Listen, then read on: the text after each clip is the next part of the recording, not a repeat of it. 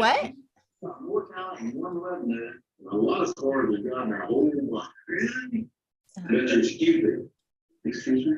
This ain't a one-man deal, What kid. is that? You need to wise it up and get yourself a Somebody's TV on? Unless you got good folks behind you. Hello? Oh, it's Jeanette.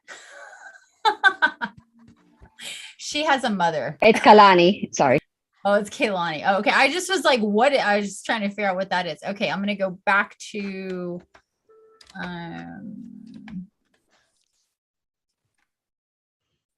this real quick.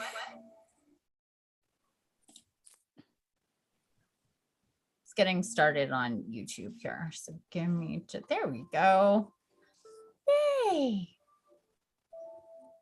And then it's like a lot of balls to juggle here. So give me a second. I need glasses. It's not going to make it easy, is it? Oh, there we go. I haven't been on here in a while. So I'm like,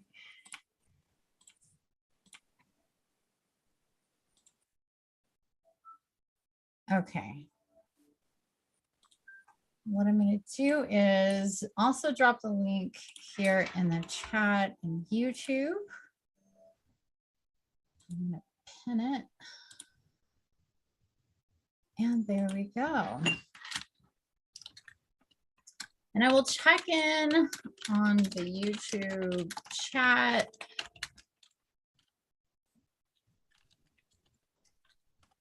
Periodically, but for the most part, I am here with you guys in Zoom now. Yay! Okay, so we're officially started. All the ladies, all my goddesses, I'm so excited to be here. I got messages from all of you today. I'm so excited. I'm so excited for today. I'm like, I know everybody's telling me how excited they are, and I'm excited too. This is a big deal. 11/11.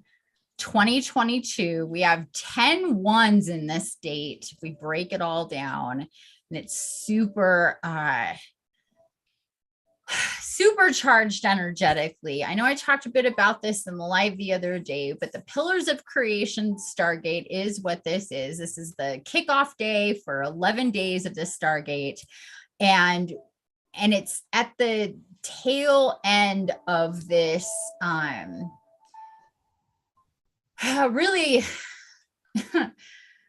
big time shifting of energies, just going back to the Venus star point, and then the solar eclipse on the 25th, and then, well, a little before that we had the equinox, then the Venus star point, as well as the new moon, then the Venus star point, then the full moon eclipse. Yeah. Here we are. I mean, that's a lot. That's a big fat burger to bite, take bites of for just such a short amount of time. Just a few, 5-6 weeks, something like that. And that's just that. There's so much more that came in this year. And I know that it's been a lot of intense energies this year, a lot of shifts and changes and major changes and things going fast and things taking time and all of those things. And this Stargate is really coming through to help center us and clear us and reconnect us to the divine, to the magic that we are and that what we're connected to, all of you and all of you watching the replay. It's really about that. It's about, when we get to this part of the year, there's not much time left before we have a whole new year going on. We have, of course, all the holidays, and the way that I like to illustrate how this works, it's like a funnel. If you think about how a funnel works, at the beginning of the year, like this would be January. So it's like things are really open and just beginning. And as we go through the year, it gets narrower and tighter and tighter. And we're like in this part right here where it gets really tight. And because of how everything's gone, where the Stargate isn't at the first of the years, it's all the way here at the 11th day of the year. We only have one after this, obviously, which is December's, which is, we're not even going to talk about that. I'm not even going there right now. We'll just stay with this because this is going to set us up for the rest of the year and getting into January. It's the real, like, aside from a real intense, like phase 1 or phase 2 healing or something like that, that you really, and, set yourself up for intentionally and all of that. This portal, especially doing stuff like we're doing today, is like taking yourself to get detailed. It's like, let's just like a lot of light, a lot of like clear. If there's one word to use with this Stargate, it's clarity, it's cleaning, like that type of energy. If you think of like, it's like ultra, what are they, ultrasonic or ultra light, whatever, that cleans stuff. You know what I'm talking about? It's like that. And we are to see ourselves as this pillar of light and to make ourselves as open for as much light to come in and help us rearrange and shift and open up and let go and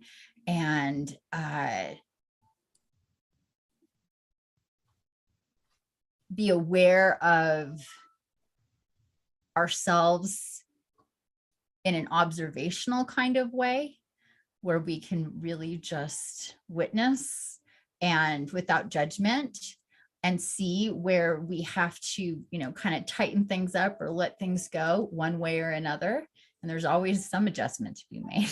So this gate, strap in, strap in, get, like if you're going on a ride and you're like, oh, here it goes. That's what it feels like, because it feels like this, just these last 6 weeks, let's just say since the equinox, or however, almost 6 weeks, I don't know the exact amount of days. It would be fun to look though. It's definitely like the tick, tick, tick, tick, tick up the roller coaster, you guys. I'm sure at least once all of us have felt this, been on a roller coaster. It's going up the incline and closer and closer and closer. And then there's that spot that just lingers there. And we've been kind of lingering. It's like, come on. It's like, and then it's gonna, we're gonna go down and all of that stuff. So try to have a sense of adventure and excitement and, releasing any types of trepidation or fear about what's happening, because things may shift and change. It may be a lot of it may be internally about how you feel about all sorts of stuff and what you're witnessing as synchronistically to validate what you're feeling, because that's big time right now. And now I'm going to give it up to you guys, whoever wants to chime in, to let me know how you may relate to that. Like, has it been, more intense for you spiritually, energetically? If you notice more synchronicities, if there, a lot of, maybe numbers. I know for me, I've been seeing a ton of threes, just a lot of threes lately, and stuff like that. So anybody has anything to share about the experience leading up to now from the last few days or weeks or whatever? I feel like Vanessa wants to talk. Yeah, I guess I can say that I definitely feel clarity. Before, everything was clouded, very foggy, and now everything's becoming more clear. And it's kind of like, give me more information. It's like, hold on, just wait. It's coming. And yeah, I am seeing a lot of 2s, 3s, and of course my favorite 911. But now I see it and I smile like, another door just opened. Yeah. 911 is, I know, it's people can misconstrue 911 or even or like the sixes and stuff like that, because it just kind of has that. But 911 is a really great number, and the threes. So you've been seeing a lot of threes too. It's just been really heavy with the threes lately. And also, I got the tincture. I've been taking it for the last few days. I was going to ask you about that. It's going really well. So thank you guys so much for it. It's pretty amazing. So what have you noticed that it's a little clear for you? Could remember better? Like what are you noticing? Remember better. I am more well rested, but I'm also very tired in the morning too, because it's like I'm catching up, I guess, from not being able to sleep as much, because Zelda wakes me up at 3, 4, 5, 6, 7 a.m. So like, yeah, wow. There's a lot of trips downstairs with her, but yeah, no, but it's pretty amazing actually. Good. I'm looking forward to it. Yeah, what it said, like 15 days you need to take it consistently just to kind of see the big drastic change that it. I think so. I mean, I feel like I don't even think I've been taking it that long. Like I've only had it just a few days before we talked to you about it. And same thing with Dawn. Like she got it just a couple of days before I got it. Like I got it really quick after she told me about it. And wow. Are you also taking it during the day or just at night? Yeah, I have been. Okay, yeah. Good. My husband too, actually, but the first night he took it, he didn't sleep at all. I'm like, maybe you shouldn't take it anymore. Or maybe start with a little bit less or something. I mean, it's not supposed to put you to sleep or keep you up, but I do feel that if you do too much, it might increase your heart rate, because I think I did that last night. I was like, I'm like taking it, I'm like, didn't I already do this like an hour ago? I'm like, oh well. That's too funny. It's like, we'll see what happens. But no, not much happened. I was having a whole other experience before that happened. But yeah, I'm glad that you're taking it. And it's called Ambi, what's it? Sucha. Ambi Sasha. Sasha, yeah. The Ambi Sasha tincture on 4 Visions Market. And you can get a 10% discount from my website. If you go to the partners page on my website, myfairygodmother.org, you will see that. Oh, actually, I need to update. Yeah. Like I used it to get to the page, but it didn't have the discount there. I used the 11 magical 11, I think it was. Well, when you, no, it's not going to tell you, but you would see when you click, either one works. They just created that, or I asked for them to create that 1/1 magical 1/1. Okay. But if you click on that link, if you see in the URL, it'll say Ambassador Infinity. So anything you get under that link will automatically come with that discount. Okay. But people kind of get a little, like, they don't see that. And then the thing I pops didn't up see for that. the 15% off and all this stuff is going on. So yeah, but if you click on that link, you'll see that. But anyway, I'm glad that you're on that and that you're working with that. That's awesome. Yeah. I have some right now. Oh, there you go. Oh, do you put it in water? Yeah. Am I supposed to drink it straight? Yeah. I don't know if you're supposed to. How do you do it, Dawn? Just under my tongue. Yeah, me too. Really? So I've been diluting it. I mean, I guess it doesn't really matter if I drink it all. But okay, I can try that. I think it's better if you just do it straight. You want it concentrated. Well, maybe tomorrow, because I already have too many drops in it. Yeah, that's fine. I mean, it's probably okay, but yeah, it's just straight. Yeah, it's strong, but I mean, it's like it has this alcohol kind of taste to it, right? It's like like a liqueur kind of thing. Okay, was there anything else you wanted to share there, Vanessa? No, that was about it. Anything else? Okay. Anybody else? Leticia? Yeah. Hi.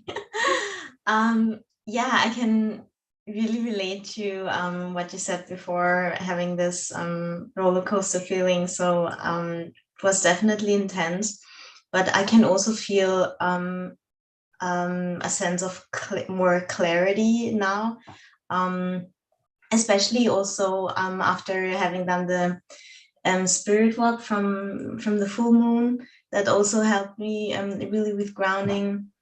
And yeah, I've also been guided to work more with plant medicine, and I still have to order it, but yeah. That's Um, awesome. yeah, also with trying out, not only the microdosing truffles, but I found a company where, yeah, they also offer like higher doses where you can have a trip, but also for beginners, Mhm. and yeah, Send me so the I link. would. Send me the link when you get a chance. Okay, yeah, it's We'll see if from that's international. Netherlands. Have you been to the Four Visions website? I'm not sure if they ship internationally or not. Do they? Yeah, I've been there, Okay. and I also already know what I want to order.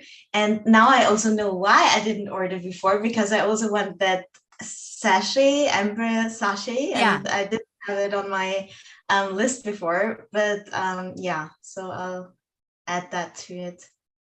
Yeah, it's for helping you with activations and for your dream time. Yeah, yeah, So yeah, yeah, so yeah. I mean, both day and night, it's really great. And then the other thing I would really highly suggest, and I'd like Jeanette to weigh in on that. You and I haven't even talked about this.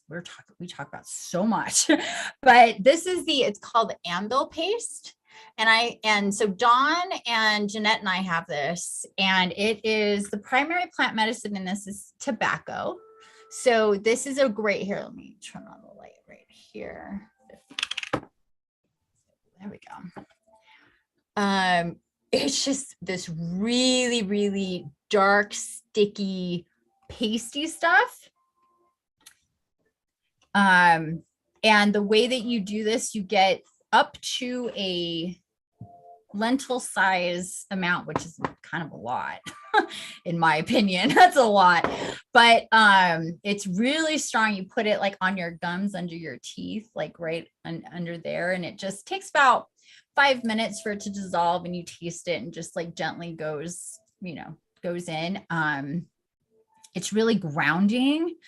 It opens you up. It kind of thins the veil, makes you more clear. And the reason I want Jeanette to if you don't mind, honey, to chime in with this about your experience with it when we do your energy work and how you've seen how that helps you.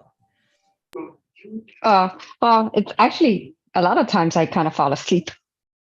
So it's actually helped me, still be, in the zone, but not like, oh, what happened really fast. Yeah, she gets really deep, and like Yeah. that sleep that's not sleep that I think all of us have, well, not me, but all of you have experienced. And when you I've told me also, that was so yeah. great. I was like, oh my God, it's amazing. And then I've also been able to do like another one after. Like I don't want to open my eyes. Yeah. So it's Like making it so yeah. she can really go deep, but stay conscious, like not go too Mhm. deep. And then stay in that zone. Like yesterday, like we had our energy work, and like you did the spirit The walk full, after that. the Yeah. And I spirit was one. like, wow, that's amazing. Like, yeah. And that's because of the ambil. So, Mhm. and I swear, Yeah, just be careful though to just take, because I made that don't. mistake too. I took a little too much, and then like I felt like the room spinning. I was like, oh, Yeah, that's it, too much. it it makes you, it tingles, and Yeah. it doesn't make you high or anything. I think if you do a No. lot, it It's does. like a buzz. Yeah. It's like a little buzz, but it mostly like it really does help with clarity and with it kind of opens your third eye. But read about it, you guys. Is it in the Right? same website? Uh-huh. The four Yep. visions? Okay. Mm-hmm. It's called ambil. Mm. Don't come back to me and tell me that it doesn't taste good. I know it doesn't taste good. It does not taste good at all. But it's not horrible. I have to remind myself, like, I instinctually want to get a drink, but I have to be like, okay, I'm not doing that. I have to not do that and just let it do its thing. But yeah, I really highly suggest that. And then what else from there? Well, there's a lot from there. I'm going to be writing an article sometime soon about all the different plant medicines I use, but I would say those two are really, like, especially the first one, the Ambi Sasha, is a really practical one to use day and night to help you with downloads and activations and centering yourself, first part of the day, and then before you go to sleep at night. And then the amble as for meditation, before, like Dawn and I will have a little of it before we get into, she's helping me with my editing my book. And I find that when I do that, like, it's just, things just flow a little easier. What would you say, Dawn? Yeah, like the third chakra almost. It's a communication sort of. Yeah. It's really awesome, really good for balancing and really open you, heart opening, because it makes you feel warm and all that good stuff too. And it's great too because it has the main plant is tobacco, which is divine masculine.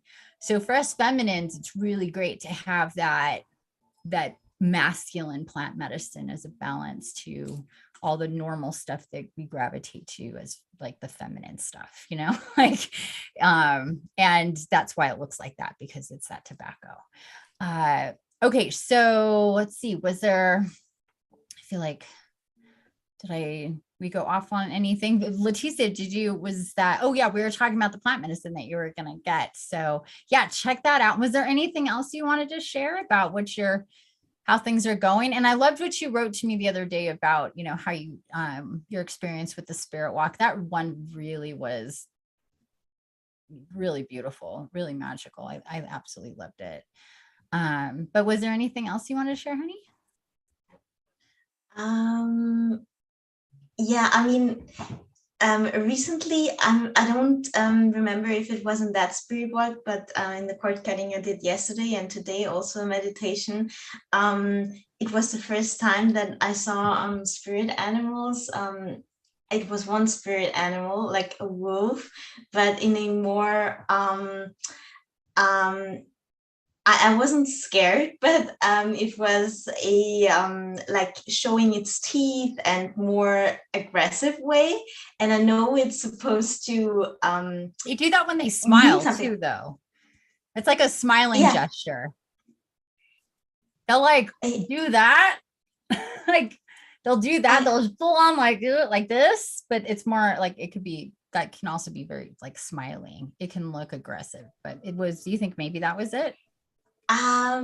Yeah, but it felt also a bit more aggressive, but I also knew that it wasn't, it was more like, it should serve as an inspiration, but I'm still trying to figure out what, kind of like a lion's roar kind of thing. Exactly. Yeah, exactly. Gotcha. Like to empower you, to motivate you kind of thing. Yeah, but it just looks a bit more scary than the lions were. I don't know, for me at least. Well, yeah, you're practically a lion, so I can see that. She's a double Leo, so she's got a lot of the lion going on with her. It's a big thing. So I really like that, actually. I think that's a because what's coming through is that it's like, not that it was aggressive towards you, but motivating you to be aggressive. Okay, yeah. That sort of thing. Makes sense. Yeah. And they're also pack animals. So whenever there's like an animal that is like a wolf, lions too, they're packing this. So there's some animals like that, when even if you're just seeing one, it does represent community, working with others, unity, give and take, all that kind of stuff. Did you happen to look up? Did you read up on the wolf? Did you have a chance? Not yet, but I will do it. Yeah, I'm sure you'll see that about it. Yeah. And how they're stealthy, and they have so many amazing qualities that is powerful and strong, and that's probably why it came through. But yeah, definitely I would read up on that and see what comes through for you. And I know that I did write about that in the Substack that I wrote yesterday, because it came through that there will be a part with spirit animals today in the spirit walk we're going to do. So that's cool. I always love that. Was there anybody, Dawn or Jeanette, did you want to share about anything else generally? No, I've just been seeing the number 7 a lot. Oh, okay. I had 3 yesterday, and today, I mean, I had 5. There was 5 sevens. 5 Oh yeah, 7s. you sent me a picture with a license plate with like all sevens. All 7s, but today was another. I think that was 3. Today was 5. I like couldn't believe it. That's awesome. I've never seen that. Yeah, sevens is a beautiful number, especially like I see like 7 to me, 7 and 11. Not just because of the store, but 7 and 11 go together really, really well because 11 is that like pillar of creation, like full on light, soul energy, and 7 is that connection to the upper worlds, to the divine and what's coming down for you. It even like looks like that. It's like the flat part would be your heaven spot space, and then the downward angle is like what's coming down. So which makes sense because you've been tapping in a lot more than you probably ever have. Yeah. Right? Yeah. She's like, yeah. Yeah. So that makes sense. That makes perfect sense. And had you been seeing a lot of 3s too, or was it you, Jeanette? You've been seeing a lot of 3s, or both of you? Yeah. Yeah. I've been seeing a lot of three numbers, not necessarily 3s, a lot of 7s the most, but I saw 555 the other day, 888. So Oh, you're seeing triples is what you're saying. triples. Got it. Yeah, that's a better. That's Got nice. Okay. Well, there may be an uptake in those numbers and synchronicities of numbers, and also pay attention to like if you have an idea or a revelation or something comes through and then like a number that you see right afterwards, if you know, or if you're guided to look at your phone or your clock or whatever, kind of connect those. And some you might, you know, be like, oh, this is really familiar, I've seen this before. And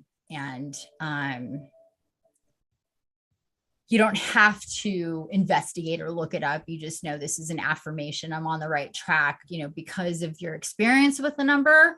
Or it could be something totally new, but just kind of keep yourself open to that, because that's definitely we're going to see an uptake in that basically. Is so, and it may be different combinations of numbers, mirrored numbers, things like that, not just the repeating numbers, but more than that. And what was I going to say?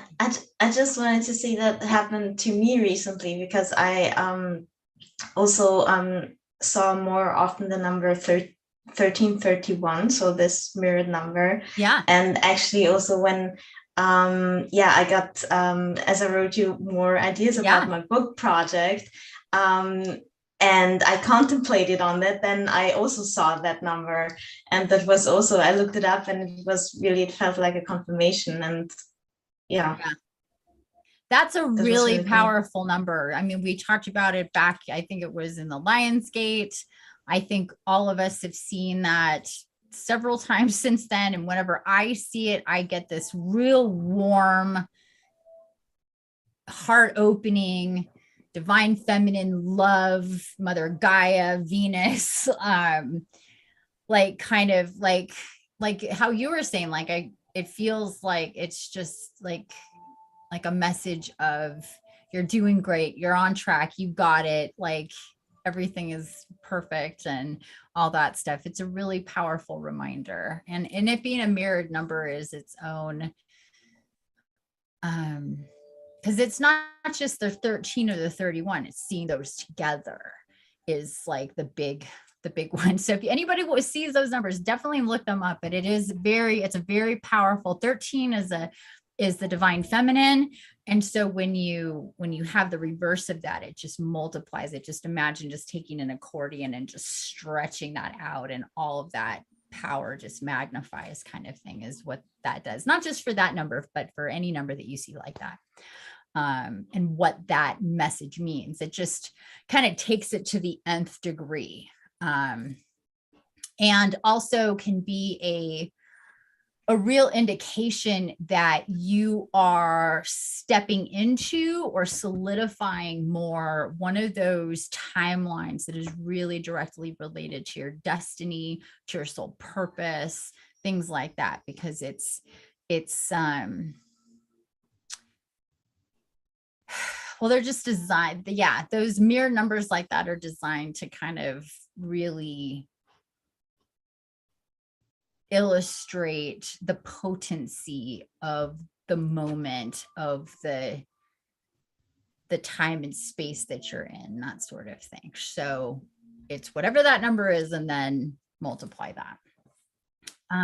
Okay, so one thing I wanted to talk to you guys about, this is a really this is gonna maybe seem, at least in the beginning, like it's coming out of left field, but I was guided to watch a movie last night, and it was absolutely amazing. And so I wanted to see, and it came out in 2012, so it's came out actually 11/21/2021. That was the day that it came out, and it's called Rise of the Guardians. It's an animated movie. Have you guys seen it?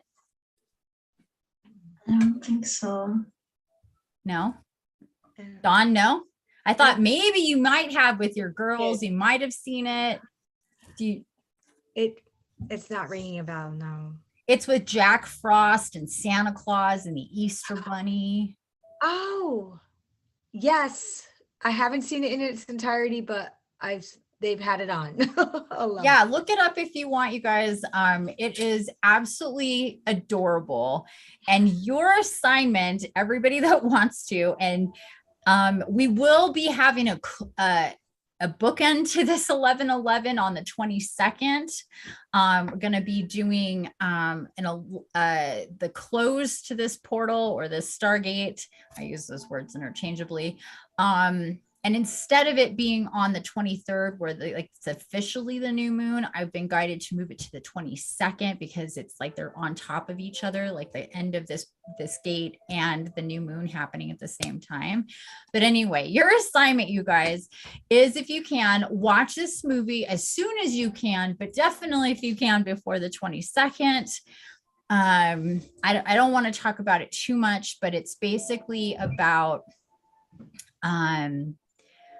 magic and keeping magic alive in children, and what they believe in, like Santa Claus and the Easter Bunny and the Tooth Fairy and Jack Frost. He's the main character.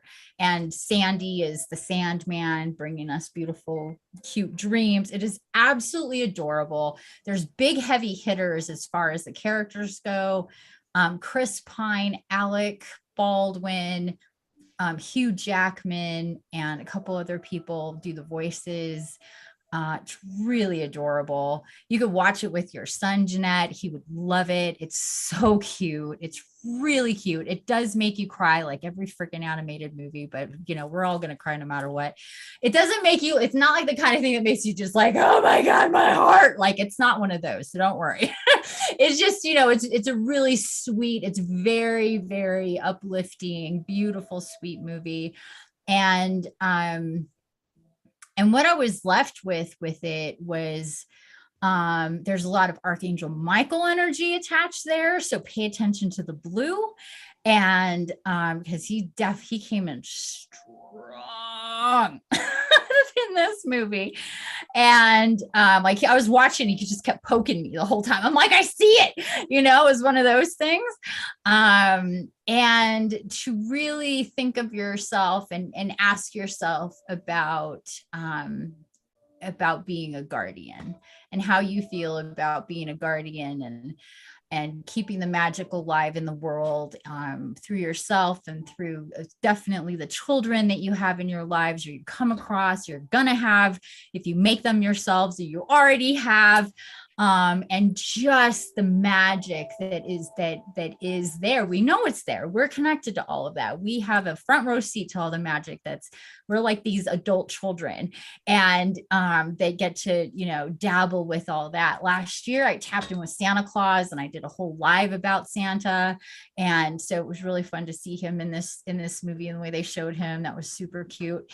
But yeah, just the theme is about being a guardian for children in magic, especially, and the magic that children have, and to keep the magic alive. And it's just so cute because it's definitely going to be a theme coming up. I have a lot of, you know, stuff a lot of things cooking and brewing and things coming up, and there's going to be more of that kind of energy. So I was just got to tell you guys about it, and have you guys watch it, and then maybe we can all talk about it in the next live. Can I say something? Sure. I'm really glad that you brought this up. I mean, I don't have kids, but I always said that when I had kids, I'm going to tell them the truth, that Santa's not real. Oh no, Santa is real. You're so funny. No, then you're killing the magic. No, that's So the opposite. this is what's going to teach me Yeah. not to tell them that the tooth fairy is not real and that Santa's Right. not real. Right. All Yeah. I know is that I wrote Santa a letter and he never came back to me. So then there you go. You're so funny. Well, it's how we perceive and connect to real. So those beings are as real as angels are real, or dragons are real, or unicorns are real. They have a purpose, and they are a divine being entity that comes through in many different ways. And for those of us who understand like what may be, you know, some stories that we know of versus what the reality is, could be a fine line there. But to understand that that magic does exist, and there's certain personas, certain you know, personalities, icons that are meant to encapsulate the magic, encapsulate the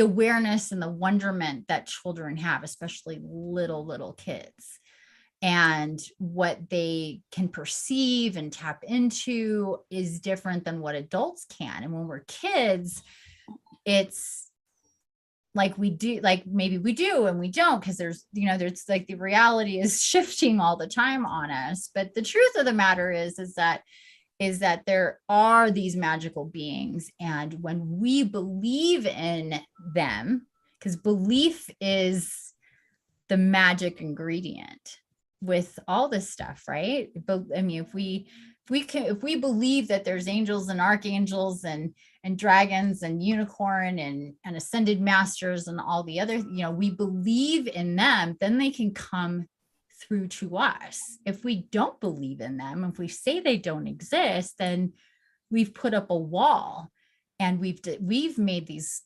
decisions that's true for you. Then doesn't mean that it's the truth. I don't want it to be true. Meaning I don't want, oh, sorry. I don't want my belief to be true. I want Santa and I want the bunny. Right. So I just need to shift. Yeah, exactly. And then just tap into what, and that live is still available on my Instagram if you want to watch it, because that was before your time. But yeah, he came through last year. It was really beautiful. Like, he was a real person, and he told me the whole story, and we talked about it, and that's on my Instagram from last year. I'll check it out. Yeah. And then, as we know, bunny, Easter, rabbit, Jesus. So keep that in mind. And tooth fairy, it's real. I don't want to get too far into the tooth fairy, because you have to watch the movie and what the tooth fairy is all about, because it's so cool. It's really, really awesome what they did with that and how they explained all that. But I just want you guys to think about how you experience magic in your life, how you connect to the magic that is you, how you project magic in the world, how you it's either, are there limitations on that? Are there boundaries on that or not? And try to see what that's about. and take it a step further and think about being a guardian to magic. Again, being a guardian for and with magic and keeping magic alive in the world is through the children. So it's all about children. It's all about how magical they are and what they can see and perceive. And Jeanette has a magical little boy who's all into that stuff. She's magical mommy, by the way. Refer to her as magical mommy. I just love that. But yeah, it's all about that. And if we can keep magic alive with it for children and reconnect magic for adults, and not let that be, I believe in magical things and beings, and me being magical and I can do magical things. I think all of us have experienced that in various ways.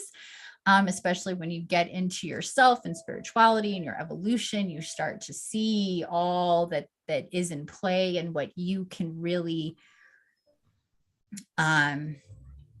have a hand in manipulating about magical things, and get support from both sides of the veil for that sort of thing. And really, we're just meant to kind of hold the torches and find and make new paths for ourselves, but for others to follow in a really magical way that's unapologetic and isn't overblown in some weird way that we're trying to stick it into, that it just is what it is. Because I think that there's this kind of, it's either the magic, how we see it in the movies, and it has to be this really intense thing, or we can see the subtleties of magic, and it doesn't have to be, dramatic for it to be magic. And you can be having an extraordinarily magical experience, and somebody in the next room would never know, but it's real. And it's a magical experience that you're having. It doesn't have to be, world shattering, everybody, on the news kind of thing to be a miracle, to be magical, and to allow for the miracles and magical moments to come through you and to live through you. Because again, if we don't believe that magic exists, and we don't believe that we have connections to magical beings and the divine and all of that, it's going to be really hard to experience those things. But when we do, then we say, and we really do, then we can really start to experience more and more of that. So anyway, that just came up last night. I was guided to watch this movie, and I've always loved animated movies, but I did really get out of them once I even hung on longer than my own kid. I was like, you want to see this movie? He's like, not anymore, Mom. I'm 12. And I'm like, it sucks. So I kind of got out of it myself. There's so many animated movies that I didn't see. And that was one of them from, again, 2012. So yeah, please watch it. It's on Amazon. I think you buy it, you rent it for like $3 or something like that. So I just wanted to say something because Yeah. you mentioned experiencing that magic. all this magic is making me hot. Yeah. Go ahead. And actually when you connected last year with Santa, I before that he was not really on my radar, and I was also like, doesn't exist. It's like a weird story, but it really sparked some interest, and it led to I made that connection with Santa, Mhm. and yeah, I can really consider him as part of my spirit tribe. And actually, when there were neighbors, new neighbors moving in, Mhm. and as yeah, you recommended to me to yeah, create this sort of energetic shielding, also to yeah, be more grounded and Yeah. handle this better, um, and so I did this energetic work spontaneously in my bathtub even, and it was so cool and so magical because it wasn't just this energetic work and shielding and everything. I was so surprised by how that all unfolded, and Santa chimed in, and yeah, really surprised me with and I was, it was like watching a movie also, and um it was such an awe, and it was really cool, such a great experience. Oh, that's so Speaking of wonderful. magic. Yeah. Yeah. Yeah. He's really like that. Really, his thing is about like comforting and lifting you up and healing. He's big with healing, but he is really into giving gifts, like just like it looks like a traditional like gift, and then it's like now you open that gift up. What is it that you needed, and if anything that you need. So did you experience that? Yeah, it was actually like he just appeared with his big huge bag. Mm-hmm. Yeah, exactly. And then we because I was somewhere else, it was an astral travel, and then I was on his slide with him with his huge sack, and we Yeah.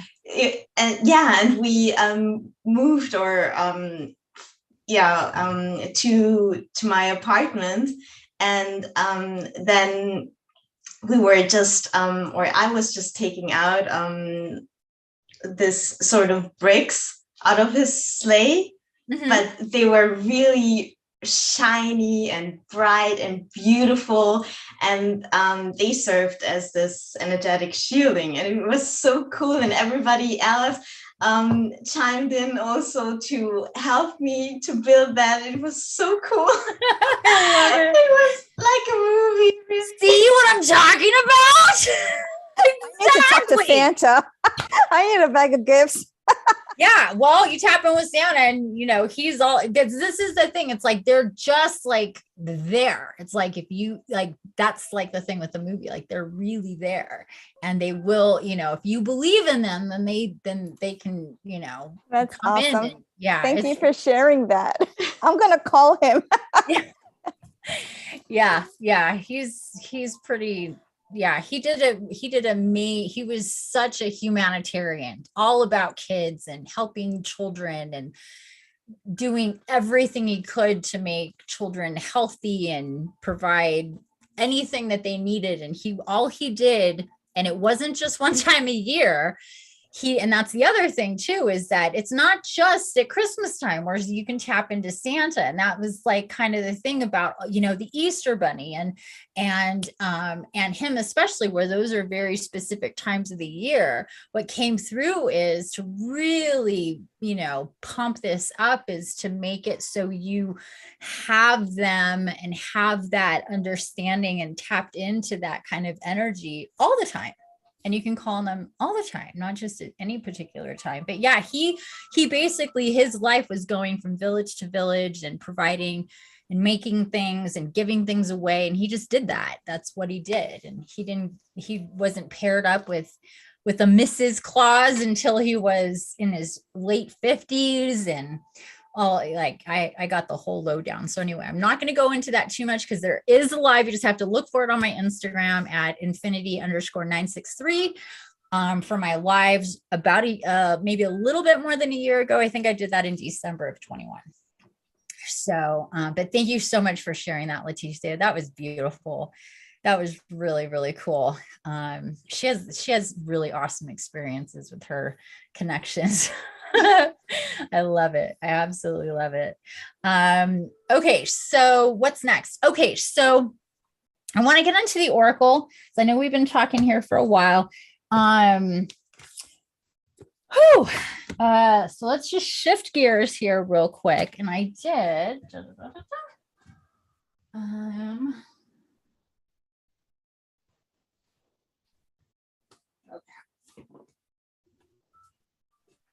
Oh, here we go. So I'm going to do one general, and then you guys don't have to get a reading, but if you want one, you're definitely open to get your, you know what I'm saying. I like to do one for you if you want one. But I am going to do a general reading with the Sacred Geometry Oracle first. Just see what comes out for us for, you know, in general, for the collective. And then we'll get into individuals.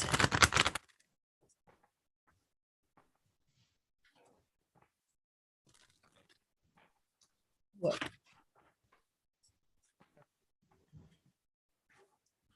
Oof.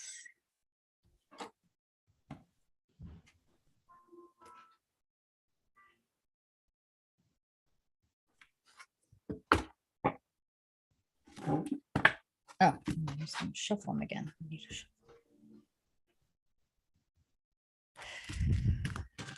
All right. Almost there, guys.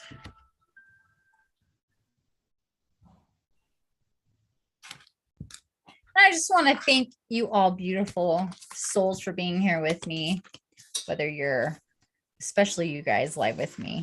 Those of you that are watching on YouTube, and those of you that are going to be watching the replay, thanks for being guided here to be part of this. As we move forward, these cards are humongous. I gotta move this. Okay, so we got 6 cards out. Oh, that was fast. I can't.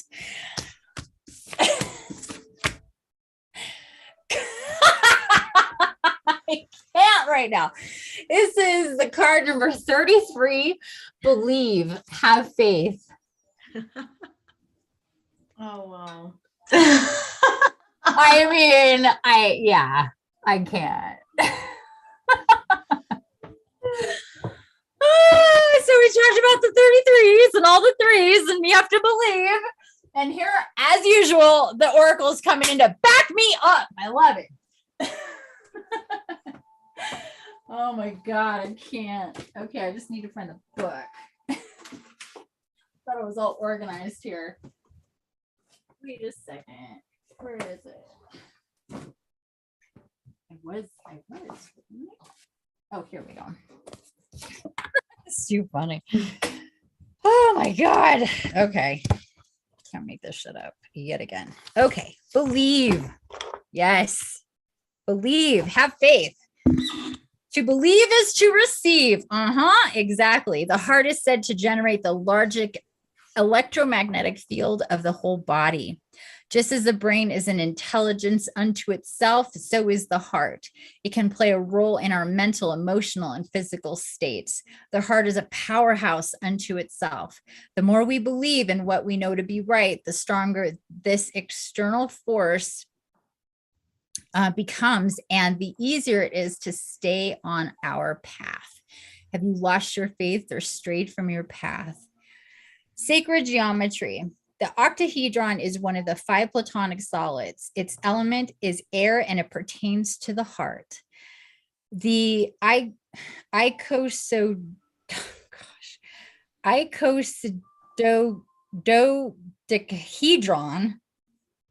is one of the 13 Archimedean solids and is only one of 2 platonic dual pairs. So it's like the 2 pyramids on top of each other. That's the octahedron.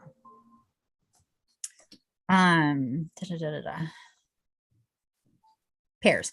Within this geometry, they can shapeshift as the icosahedron becomes the doctahedron and vice versa.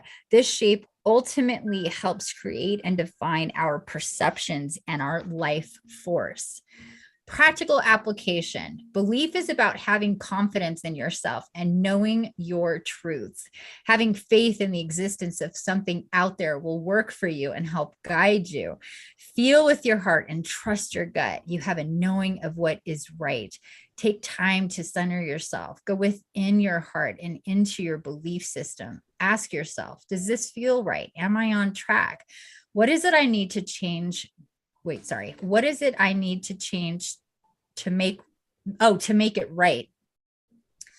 We are all connected to the all, from the great cosmos to inner core of the earth. Our perception and intentions are strong. What we put out there is what we receive back. Believe in yourself and trust in your knowing. And card numerology is 33. Crystal suggestions: rose quartz, octahedron, platonic solid, citrine, and pink tourmaline, everybody. What can I say? I don't know. I don't know. I guess the main message here, yet again, just to repeat, you open the door with your belief and it comes to you through that. More support, more guidance can come as you believe that it is there for you. The more you can go, oh yeah, this is why we always need to be reminded, there are angels. We have a guardian angel. I have archangels. There are ascended masters. There are all these beings and stuff. And that's great. It just, to just have that. But it's another thing to engage, to communicate, to have a relationship with, to open your heart. And this is very about the heart.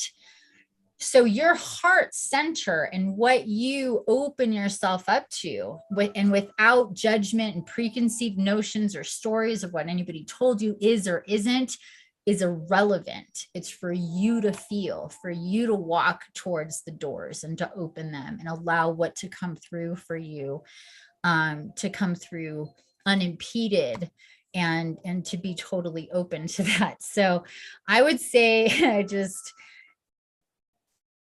as a mantra, I believe, and add to that, I believe in magic.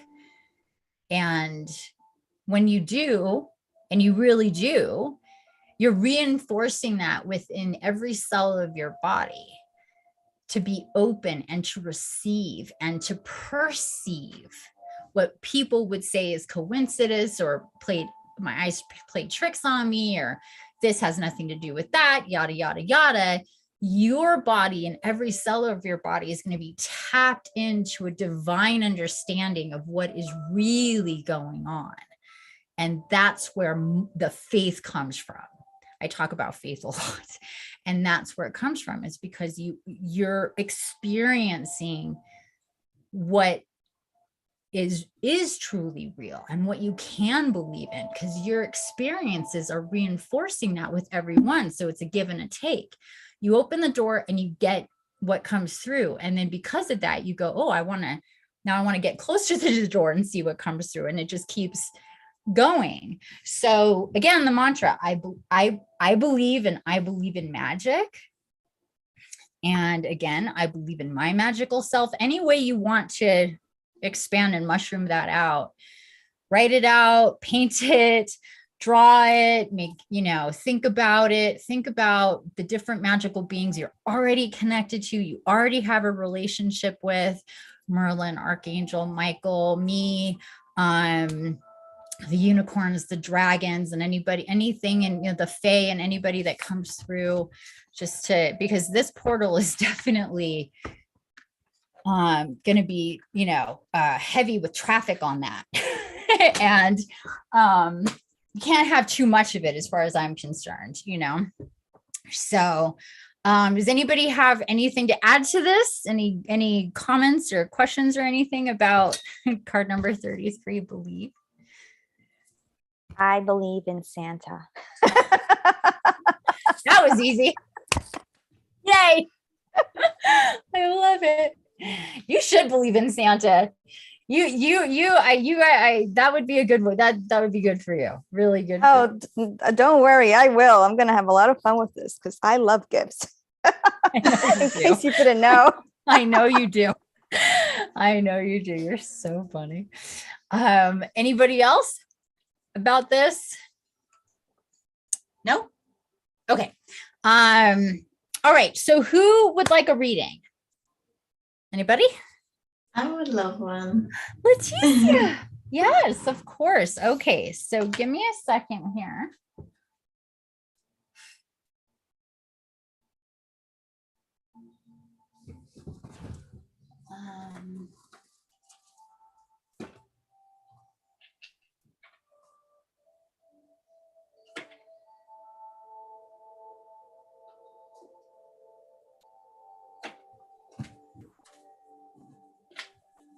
I want to make sure I got them all here. Okay. My dear Leticia, we're going to be getting into the fairies oracle for you. Ooh. I know. I know. This is a really powerful deck. You have this deck, yeah? Yeah, but it's been a long time. I've been working with it. Yeah, it's a special, beautiful deck, fairy oracle.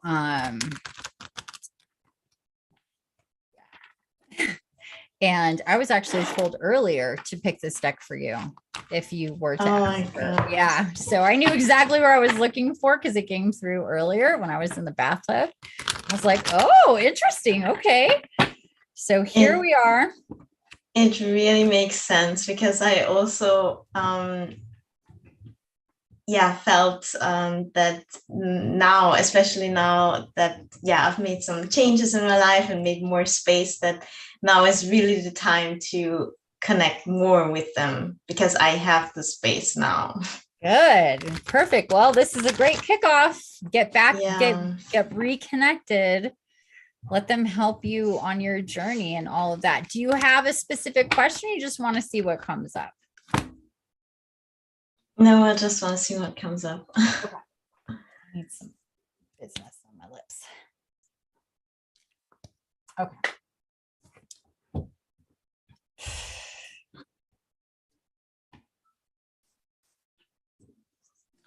Okay, going with right side.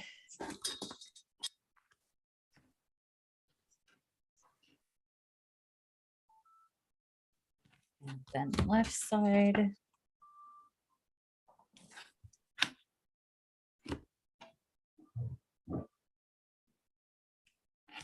Left side again. We have 1, 2, 3, 4, 5, 6, 7, 8, 9 cards.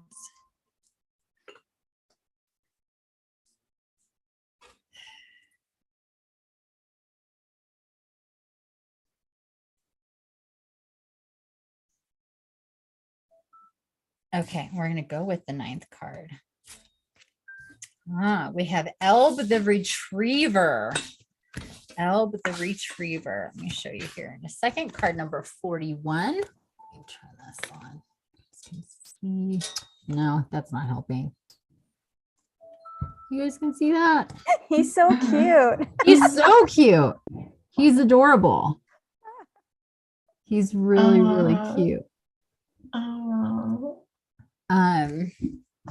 Card number 41, Elb the Retriever. Oh, he is really powerful.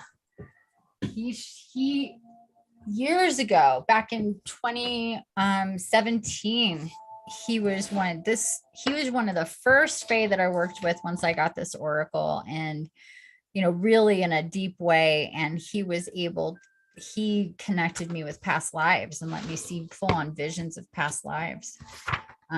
So let's get into it here. So I'm very familiar with him and his purpose of coming through and what he's about. Let me just find him here. And my glasses. Okay. Elb the Retriever, card 41 on page 133. Office of Unclaimed Property, Hopes and Wishes, Loyalty. While writing this, I was having a little trouble with Ilb, not for the first time. I couldn't find my keys anywhere. He thinks it would be greatly to my benefit to be more organized and tidy, so he smears not quite visible juice on things that are out of place, or he encourages the resident cats to hide things. Cats seem remarkably willing to cooperate with these little bits of fairy helpfulness. Then I have to hunt and hunt for them, and Ilb hopes I shall be more organized the next time. You may have encountered him in this guise. When he has done something like this, my son observes, he just looks at us with that, who, me look? My son also advises, keep your eye on him and whatever isn't nailed down. And if you scold or contradict him, he just gets huffy and insists on having his own way. This sort of busybody helpfulness is just one of Ilb's tasks, however. He also has more important things to do. Ilb is a protector. He retrieves and safeguards our lost hopes, forgotten dreams, and mislaid keys. He holds these seeds of our potential futures carefully and delicately until we are ready for their return. Sometimes we don't think we are ready for them, or we have given up hope altogether. And then he may arrange reminders for us, events or people in our lives that bring back memories of our past hopes and dreams. When that happens, we need to look at them again and consider how we might manifest them in reality. Ilb is trying to remind you of something you've lost, a hope perhaps, or a dream. You may have thought it gone forever, but he is holding it out for you for reconsideration. He thinks you could do something with it now. The way may not be obvious, but his clever nose has scented a path and potentially opening for bringing this into your life. Sometimes Ilb may be saying that a long-awaited dream is at last arriving on the scene, and there is nothing we need to do but open our hearts and minds to it. However, we usually have to work for it. Another attribute of Ilb is loyalty. And in reverse, although he didn't come in reverse, but I want to read it anyway. Is it time to stop saying I can't and take a look at I can instead? Perhaps something important in your life is being held back by negative attitudes, but we have choices about our attitudes and we can change them when they are not helping us.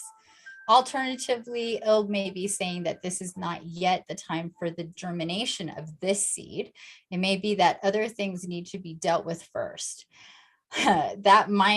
What might you need to clear out or finish up before being able to properly plant and nurture this seed? Are the things in the way weeds, which should simply be pulled, or valued growing things that we should wish to care for before planting something new in the space of our lives? So that is it, my dear, for the written messages here.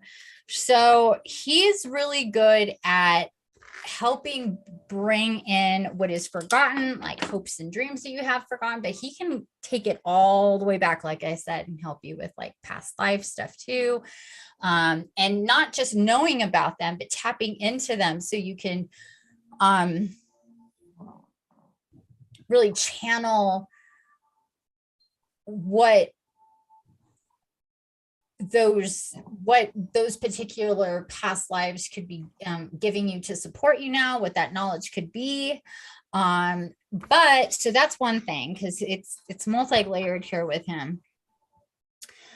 And I think when it's particularly for you, like this part, what's really interesting is this part I was guided to read in reverse, how it talked about, you know, needing to wait to do stuff.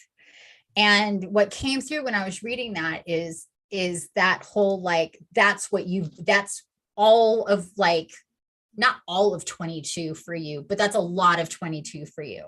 It's a lot of organization and cleaning up and setting things where they need to be and readjusting and doing all of the practical things to get you where you can be in the creative space.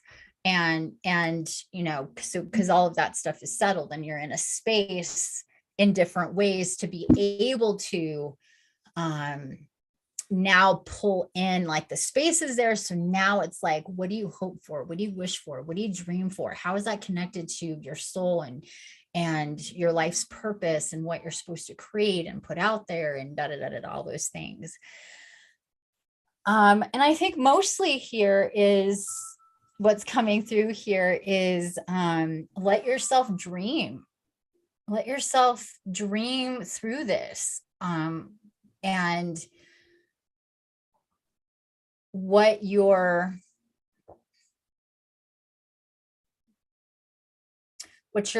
goals are, what you want to create and what you want to put out and what you want that to receive back. And don't be timid about that exchange of energy and what that can bring back to you. This is the time when you're creating your book and you're planning, or books, and you're planning things out, to also think about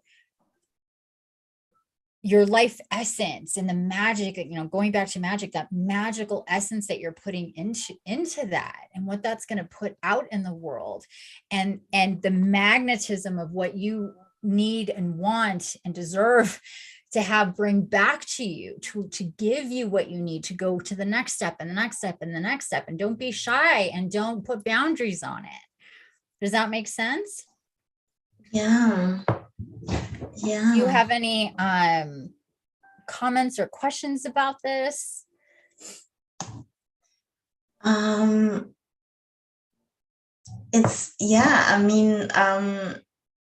I'll have to reflect more upon that. Yeah, that's fine. It is absolutely relevant and it makes really sense. And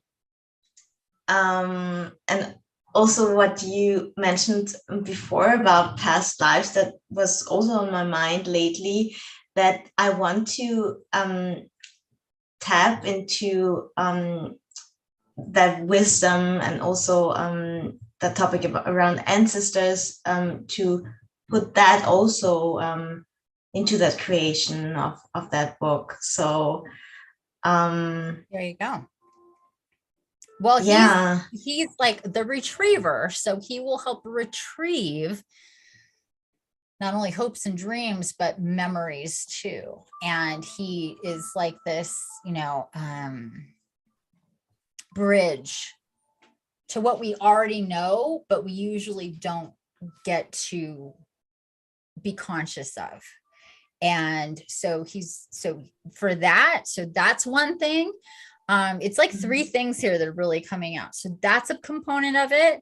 Then there's the component of inspiring you to hope and to dream and to not put boundaries on where this can go or what it can lead to or how big it is or what it can bring back to you, especially in regards to finances and wealth and prosperity, and how it can just mushroom and mushroom and mushroom out, affording you a beautiful life where you can be really relaxed financially and pursue your life's missions and in more ways than those ways.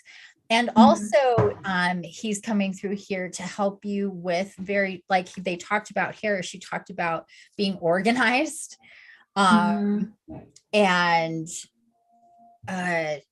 organized and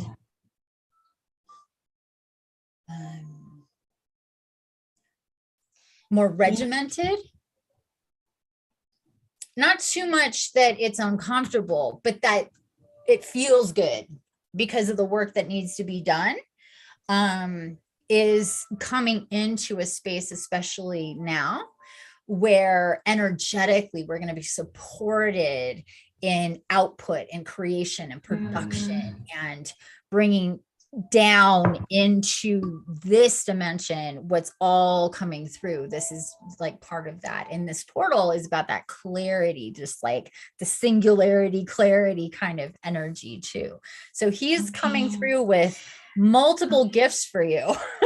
And I know you have this deck, so you can find him in your deck, read about it, and see what else comes through.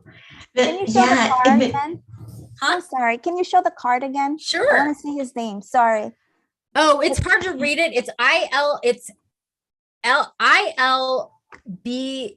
And you know what I'll do is I'll take a quick picture of it and I'll also put it on my Vero so you guys can see. That'll just take me a second. He is really cute. And he is one of the characters, or not the characters, or one of the fairies, I should say, that is holding, if you'll see, it's a pearl. Oh, I thought it was like a golf ball. Yeah, it's a Pearl pearl. makes more sense.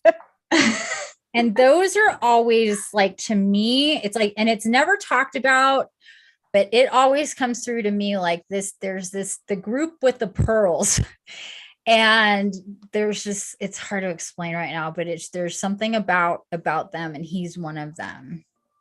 It's like, the golden nuggets of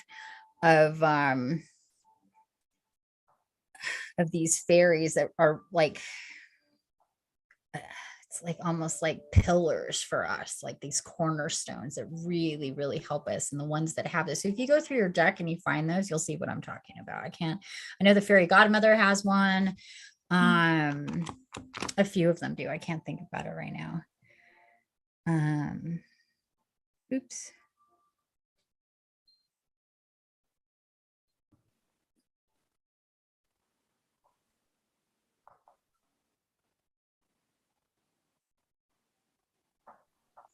Okay, I think I got that right. Okay. There it goes. It's on my Vero now, you guys. If you want to take a look at Ilb. Thank you. I'm sorry. I didn't mean to interrupt you, Ticia. No, Sorry. that's okay. It's fine. And just he has such a sweet expression. His face is just, and just think about all the light that he brings in, and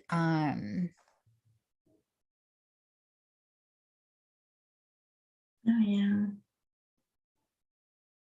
he's also coming through, like, if you feel, because we're all at, we can be motivated and inspired and connected and all that stuff, but we're going to have moments or days or periods where we get a little unmotivated, and it's, hard to keep going, whatever. He's really great for reminding you of what you're doing and not letting you slide into questioning or any of that kind of energy. So if you ever find yourself in that kind of thing, then he's also really great to tap into for that. I can feel his love. Yeah, It's intense. yeah, he's very, it's very I'm here, like, very here for you, very selfless energy that comes Unconditionally. yeah. Wow. And he's like from, like I said, back, one of the first ones I started, like, I worked with, it was so intense because I got just this, like, and when I read that, I was like, oh, I didn't know like that. It was like, yeah, it's like these descriptions, and this is the book, by the way. It's a hardbound book. It's a really awesome oracle. It's really intense too. So if you're working with the fairies on this level, it's a really, really beautiful and intense magical journey, because they are no joke. The man who creates this is Brian Froud. That's his name right there. He does all the artwork for it. And in this version, because there's two decks, there's the have the other one here. This is the other. That's funny. This is what the back of the card looks like in this deck, and then this is the back of the card that looks like in his other deck, which is the Heart of the Fairy Oracle. In that one, him and his wife wrote the book. In this one, this lady Jessica Macbeth wrote it. So it's just so you guys know. Okay, so there's that. Are we good, my dear? Did you have anything else with that? No, it was just really helpful that you wrapped up, especially those 3 points.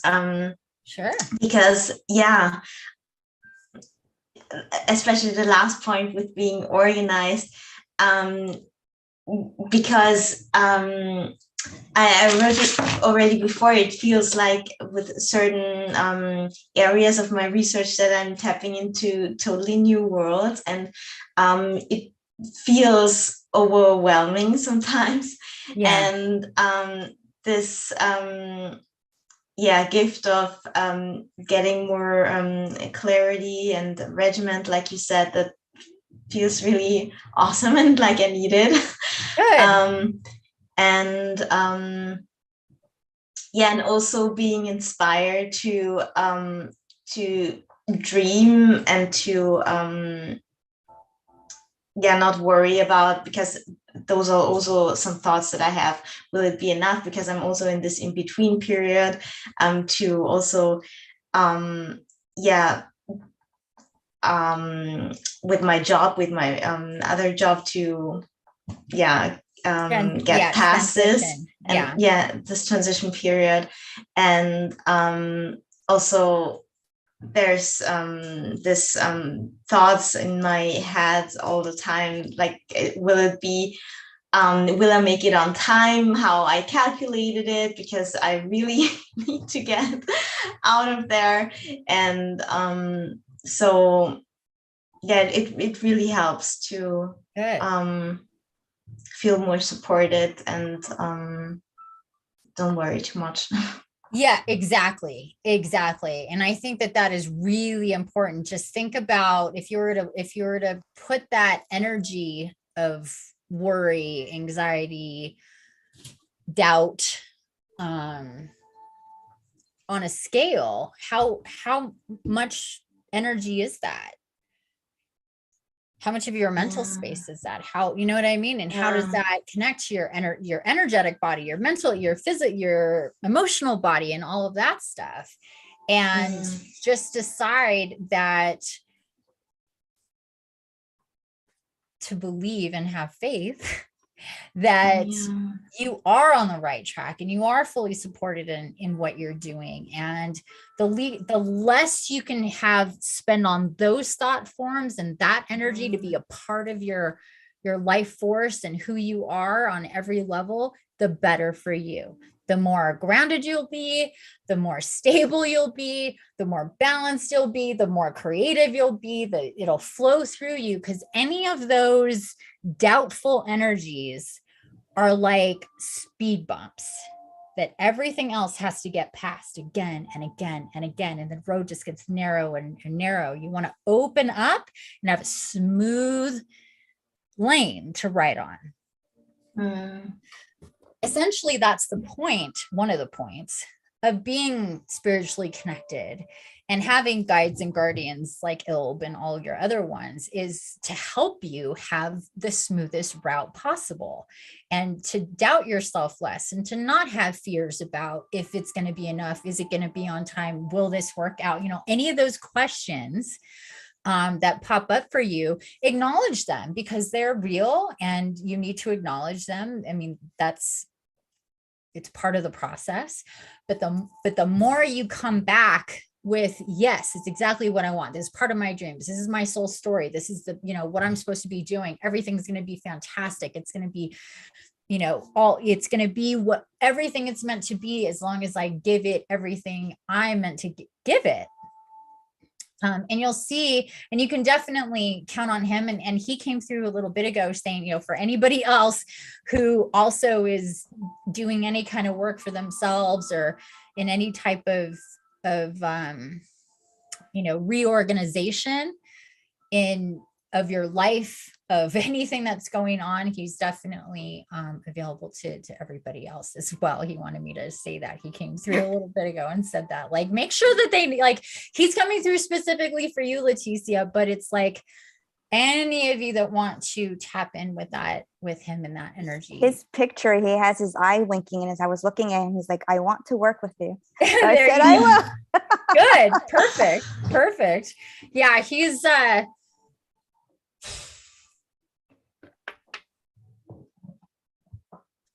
enough of silly and mischievous, and will take you off track if you're going on a wrong track with something that you wouldn't think, it may be distracting, but it's meant to distract you.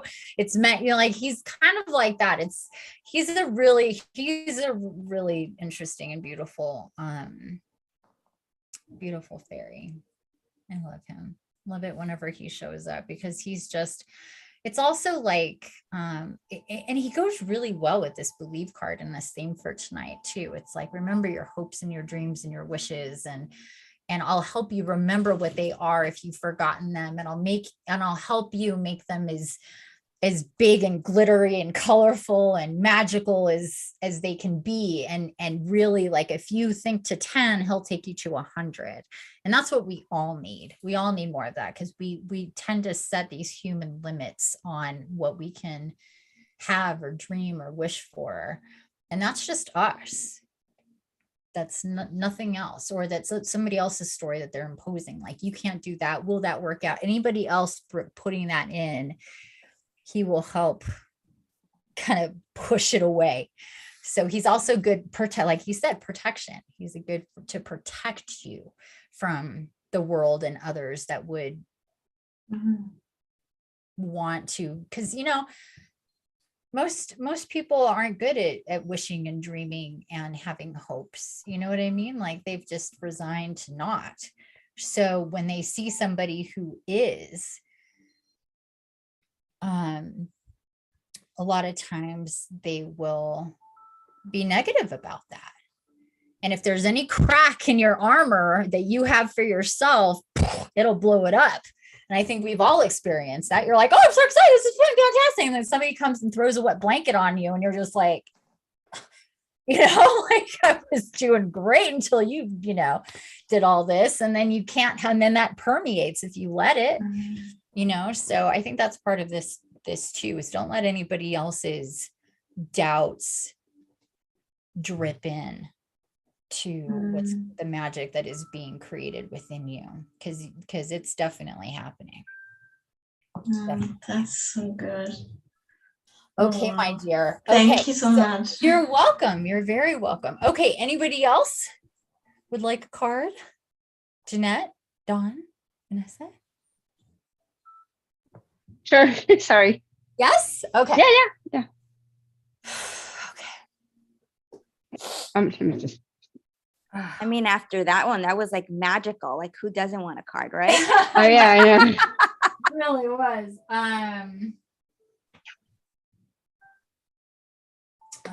Well, I'm being guided to the same deck.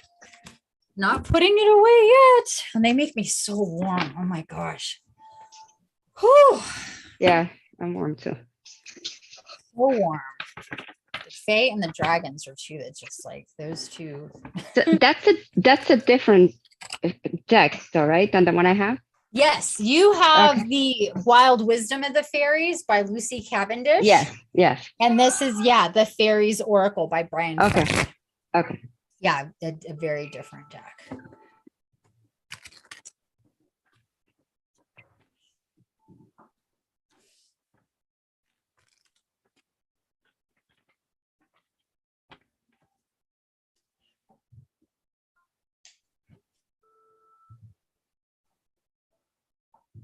Okay.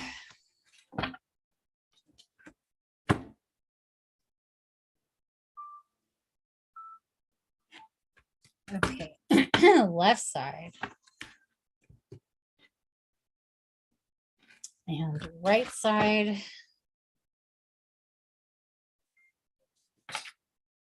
And left side again. Okay. So many are coming out. Okay, 4, again 9. Again 9 cards. 1, 2, 3, 4, 5, 6, 7, 8, 9.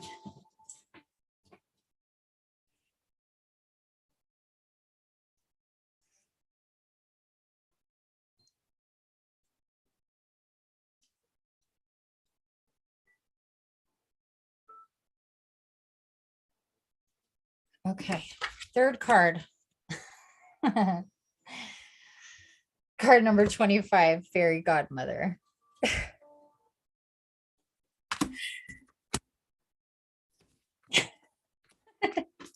Third card, card number 25, fairy godmother. She's so pretty. How pretty she is.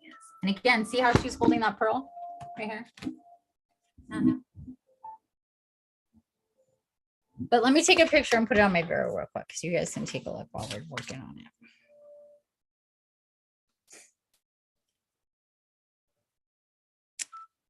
And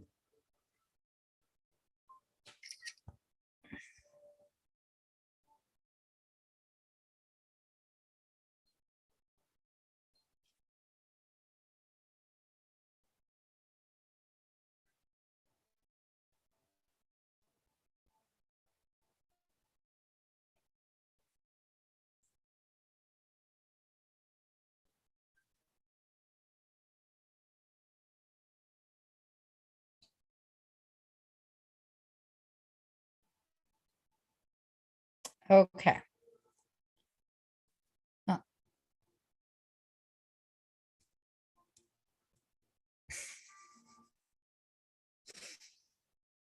Okay, it is up. Magic. All right.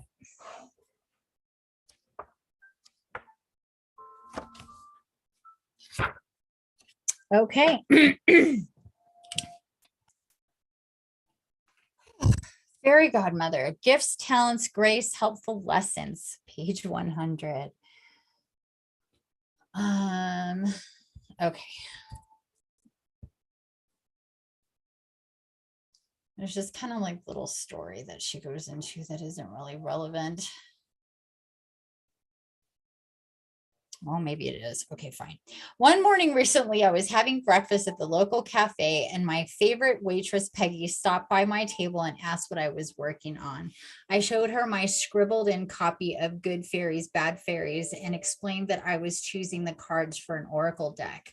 Of course, the fairies were choosing them, but I didn't necessarily want to explain that to the whole cafe. Peggy had been having a bad morning with difficult customers, and she had reached the stress point where she was dropping and spilling things, which only made matters worse. I encouraged her to pause for a bit, since the cafe wasn't really busy, and take a look at the fairy pictures. She thought she couldn't, but I employed the Piper's Wiles, card number 24, of friendly coaxing, and she took a little time out to look. When Peggy got to the page of the fairy godmother, she stopped and smiled. Oh, yes, she said, she must be in the deck. Definitely she must. The longer Peggy looked at her, the bigger her smile grew, and the more insistent she was that I include Sari in the deck. When she went back to work, I noticed that she still had a little smile on her face, and her whole energy had changed. Things were not jumping out of her hands any longer either. This is how Sari, and that's Sairie, the fairy godmother, works. She gives us grace to help us along our way. It might be a little touch of fairy dust to lift a mood. It might be a conspicuous miracle. It might be anything in between. She protects us from the ill will and plain stupidity of others and from our own mistakes. She untangles the snarls in our psyches and bestows gifts upon us. Whatever she feels we need. Sometimes she gives us choices when we thought we had none. Grace is the good fortune we get from the universe, even when we don't deserve it.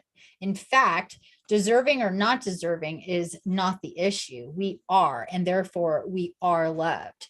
It's that simple. Sari, the fairy godmother, is a giver of grace and occasionally, quite often, in fact, of useful lessons. She tries not to interfere with our learning processes, but she adds that little touch of fairy grace that helps us to learn a little faster sometimes.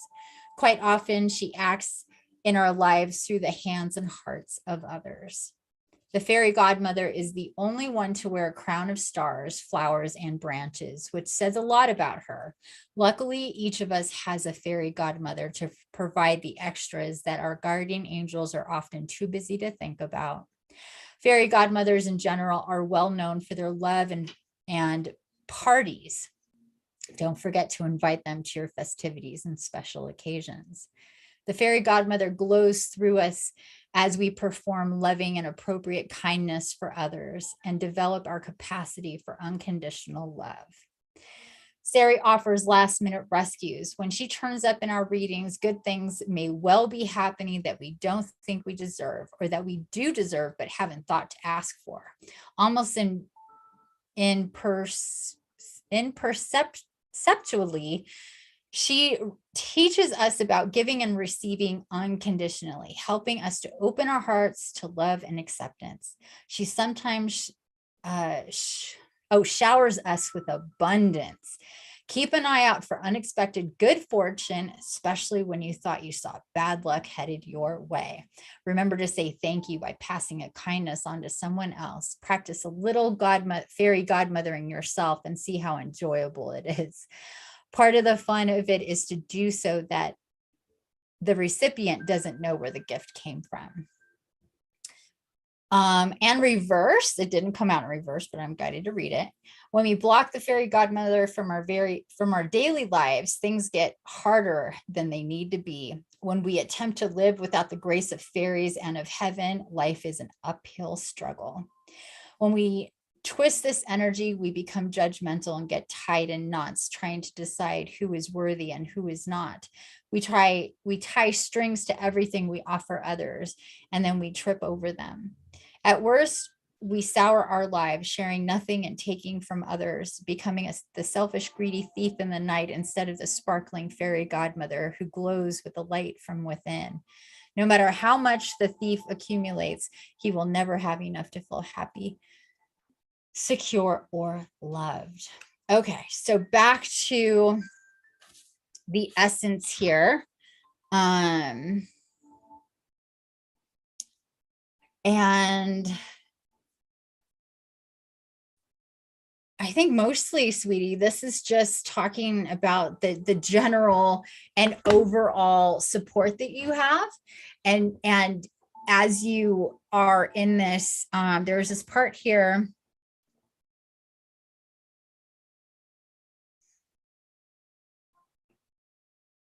It might be a little touch of fairy dust to lift a mood. It might be a conspicuous miracle. It might be anything in between.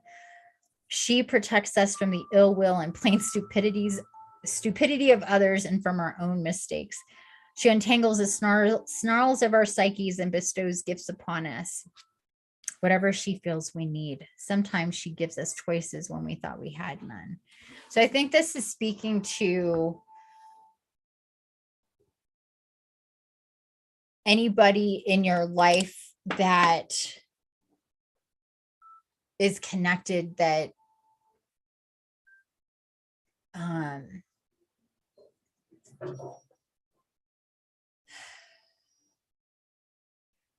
that can disrupt your field. I guess that's the best way to put it. And kind of stationing herself like you have a team with you, but it's like she's right outside in the perimeter, but right outside that triangle. And she's saying to balance out all the male energy.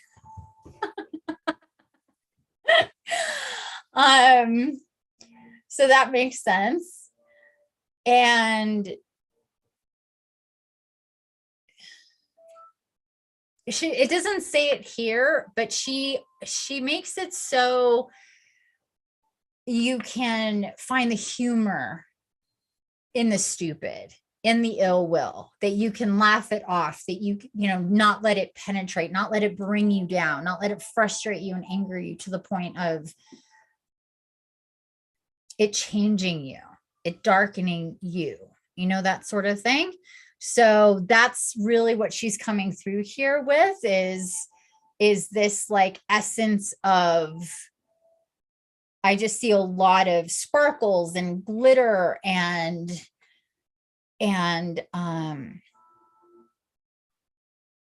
yeah, she just keeps saying like clearing the field, just clearing your field, like just see me with you clearing your field. So if you're so she's kind of showing me if you're walking, she's just like a few steps ahead, like clearing the field. And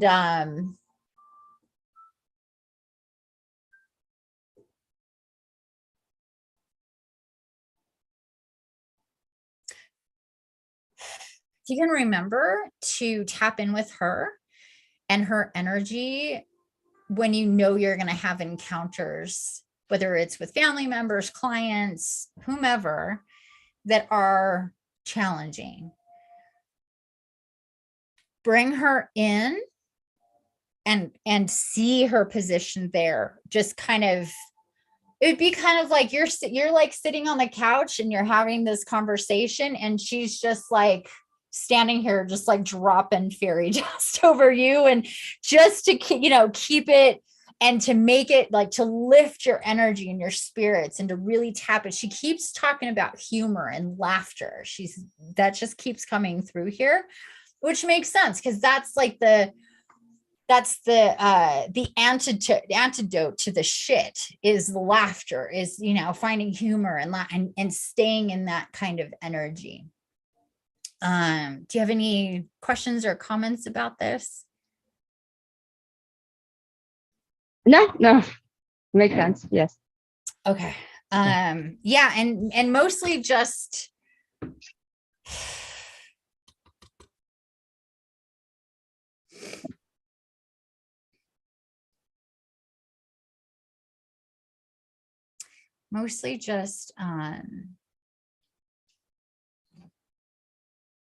well, I guess it's the theme, like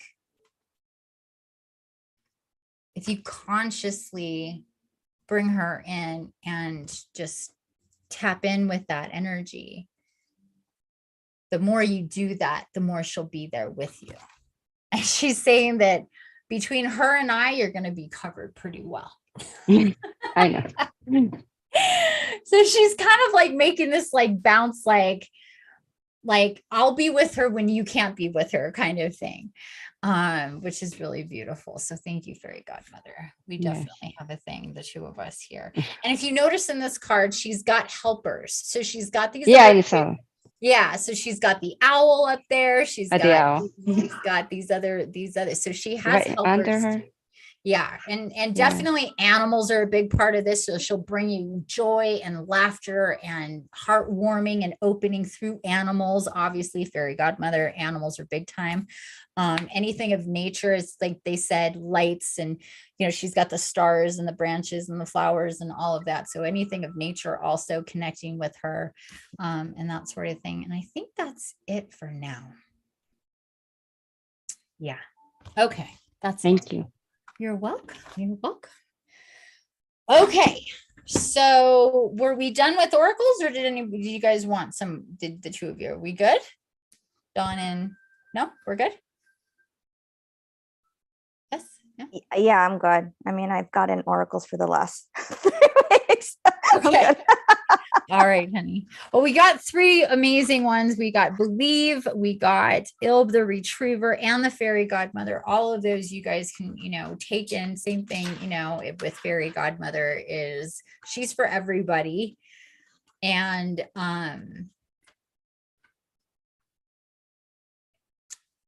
also helps to bring in the magic, obviously. Okay, guys, I guess we're done with the oracle. And we're gonna get into the spirit walk, and I did want to have just a little chat here about the spirit walk, or about any spirit walk, any of these that I put on, and what you're to expect from yourself. Dawn and I were having a conversation the other day, and that really motivated. I was like, oh, okay, let's talk about this, because I want people to not have like the wrong idea about what you expect from yourself or anything like that. So when it comes to the visuals of things, it's not going to be usually a static vision of whatever it is. It's going to kind of come, visions kind of blossom out, and then they can go away. We can see different points kind of things, and they can all come together. There'll be parts where it's just darkness and you won't visualize anything. And that's all fine. You're still there. It's still working, whether you can visualize or not. And you can kind of play with, especially in those times where it's like ambiguous as to what you're supposed to see, like the other day with the vessel that you're supposed to go into the bowl with. That was however, whatever materialized or whatever you wanted it to be. So there's those instances.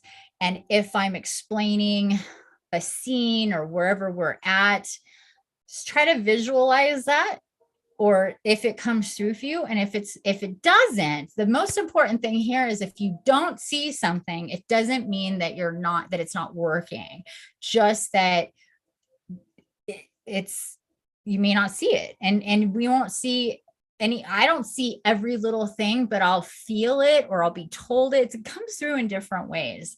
So just know that it's like this, it can be this very misty, like foggy kind of in and out kind of thing that really shifts and changes. And sometimes you might, be like, see that and really everything is coming up, and that's fine too. So I just wanted to clarify that for everybody, so we have that understanding. So you're not distracted, like, oh, I'm not seeing it, it's not working, like, why can't I, like you're like off here because it's not happening right here. Just follow the lead and let yourself without judging like what you're seeing, kind of thing. I guess that's the best way to put that. Does anybody have any questions about that? If not, we can always see your cat, right? Visualize your cat. Yeah, visualize the cone head over there. Oh, speaking of which, where did he go? I've got to see if my other cats want to come in, because they didn't want to come in earlier. So we'll take a little break here. How long, just to get Kalani, how long do you think it'll be? Like half an hour, or? Oh, gosh, yeah, it's hard to say, I know. Yeah, I have no idea. Probably around a half an hour. Hi, Kalani. There he is. Yeah, probably around a half an hour, something like that. Okay. I'll talk to him. Now would be good, like if you guys want to take a potty break or whatever. I'm gonna go see if cats want to come in, and I will be back here with you guys in just a minute. Grab your candles and crystals and all that good stuff, and we will get this going. I have not checked. I said I was going to be checking YouTube, and I haven't been, because I've been all here. Hey everybody, thanks for being here. We've got Karen. Looks like, how many people are here? Three here. So we have, oh, hi Willow. We have Willow and Karen. Hi. And Roberto, hello. Hi everybody. Hopefully you guys are still here. Sorry, I was not checking in like I said I would. I apologize for that. Kind of hard to be in two places at once, but we will get started on the whatchamacallit, the spirit walk here in just a couple minutes. I will be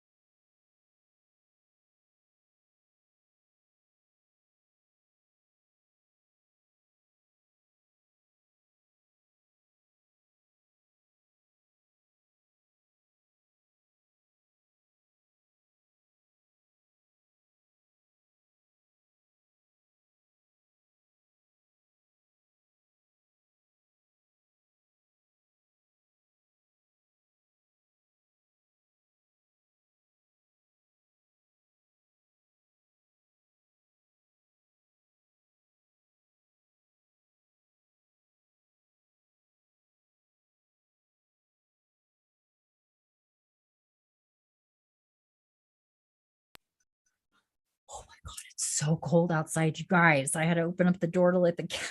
I can't believe how cold it is. Oh my gosh. Brr. 36. Feels colder. Wow. Okay.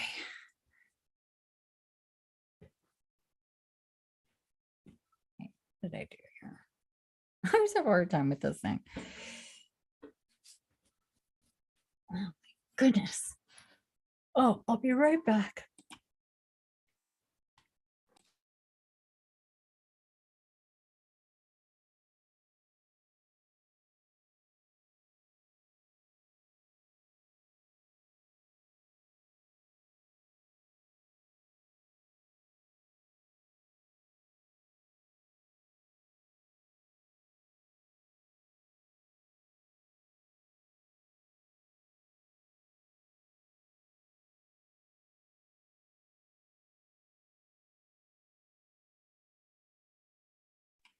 Okay.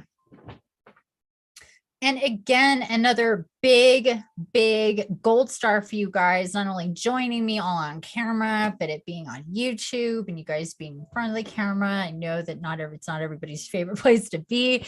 So I really thank you guys for being here. And my ears are starting to pop. Whew. And being on camera for people, for the 3 people that are watching on YouTube. It's not like it's a bunch of people. That's why I say you're shy is like nobody's watching. Okay. Whew. I'll wait for Jeanette to get back. My ears are popping. I'm gonna start with a little bit of fire. I got this cute little fire pit here.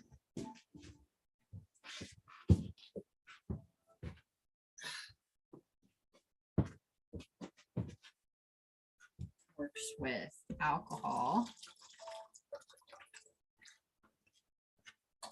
Doesn't last very long, but puts off heat and it's really pretty.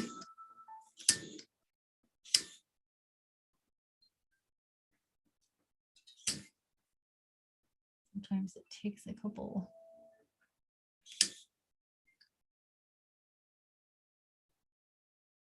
Okay, I think it's going now. There we go. Want to see? Ooh.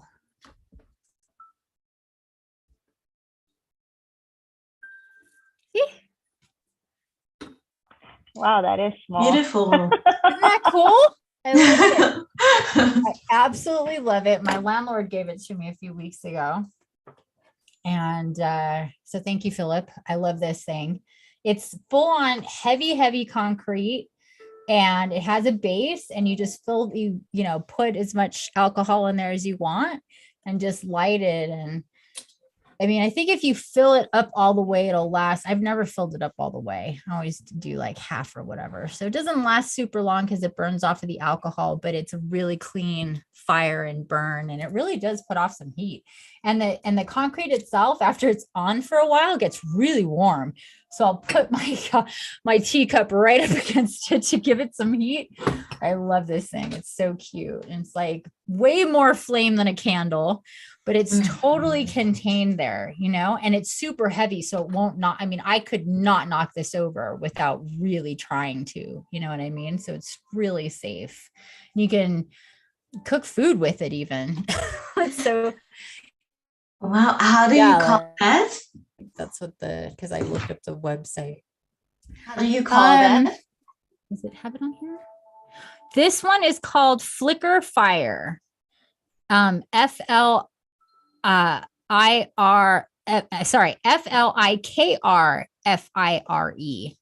That's the website. If you look up Flicker Fire fire pits, you should be able to find it because that's how I found it. Because he didn't give it to me in the box or anything. He just gave it to me with a little thing of alcohol and the thing. And yeah, that's it. Flicker Fire. They have different styles too. But yeah, I love it. I'm totally into it. I wish I could have it burning all the time, but that would require a lot of alcohol. So it's not possible. But I use it when I'm in like meetings with my clients doing meditation. And it really does put off a decent amount of heat. You know what I mean? Like it does. It really does. Yeah, I can imagine. Yeah, it's really cool. Like I a love little it. bonfire. Yeah, I absolutely love it. It's just like I'm a fire. I love fire so much. And so I'm just like, oh my God. Like I love candles. And this is just on a whole other level that I could have it inside my house. It's like so cool. Mhm. It's like magic. I love it. I'm gonna turn down this light a little bit. Oh my gosh, my boots just last week started squeaking. Can you hear that? I'm gonna need to get new boots. As every step I take, squeak, squeak, squeak, squeak. Oh my goodness. Okay. I'm gonna turn up the music a little bit. Just a wee bit.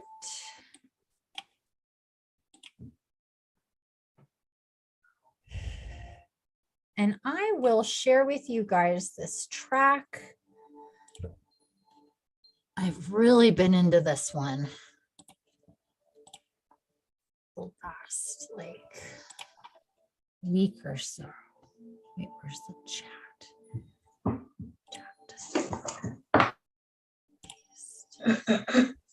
There you go.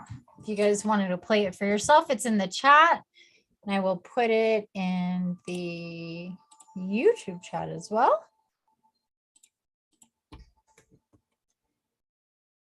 Yeah.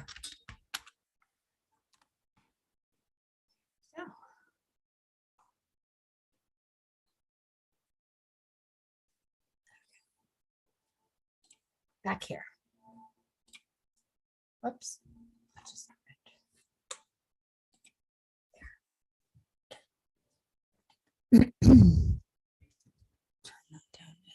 All righty, guys. Everybody set? Yes? We're good, good, good. All righty. Hear me all right? Yeah. Okay. Oh gosh, my smoothie was getting hot. Wrong thing to get hot. Okay. All right, peeps, let's do this. 11:11 Stargate Spirit Walk.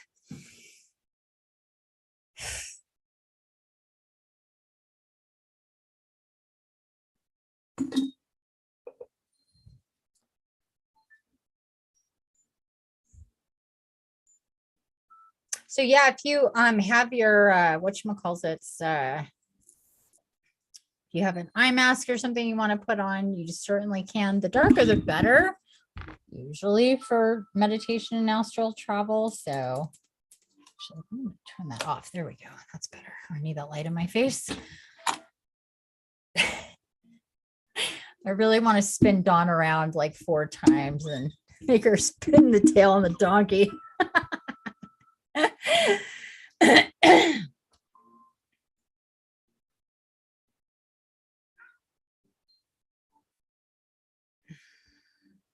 Okay, let's do it, guys.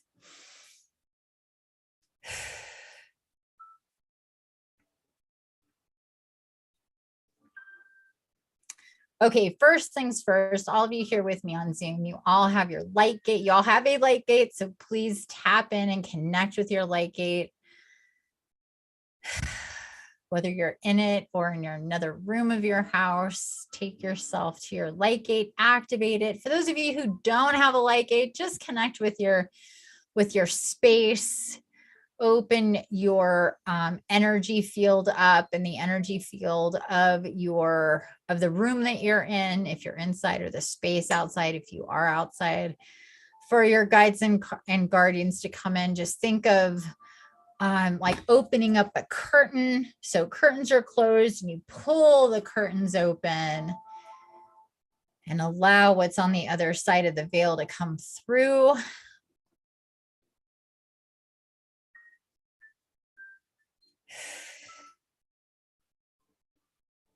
Let's take a few deep breaths and center here. Make sure abs are engaged, shoulders back, spine is straight, hips aren't tilted.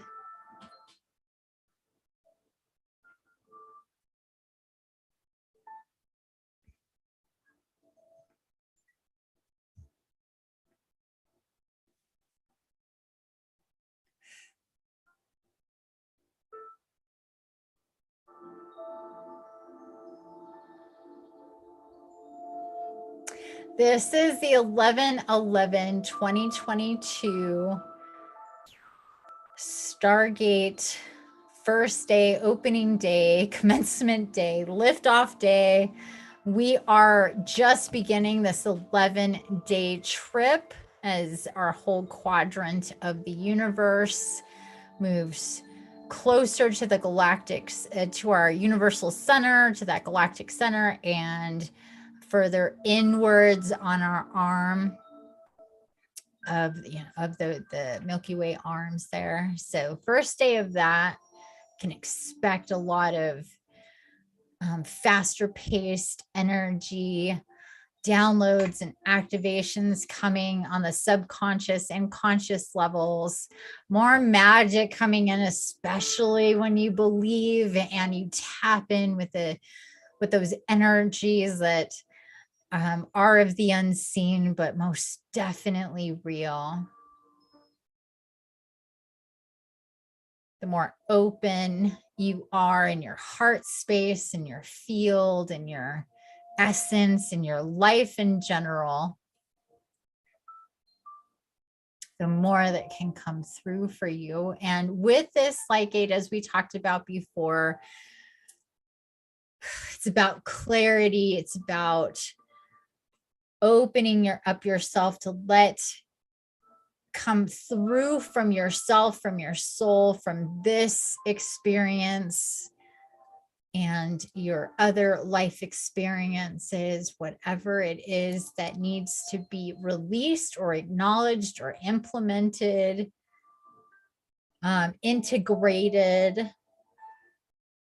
What's so amazing about our lives and creation and the web of life is that in this lifetime, we can tap into not only our divine guides and guardians for support and guidance to help us along the way, to help clear the path, to help motivate and inspire, help manage us.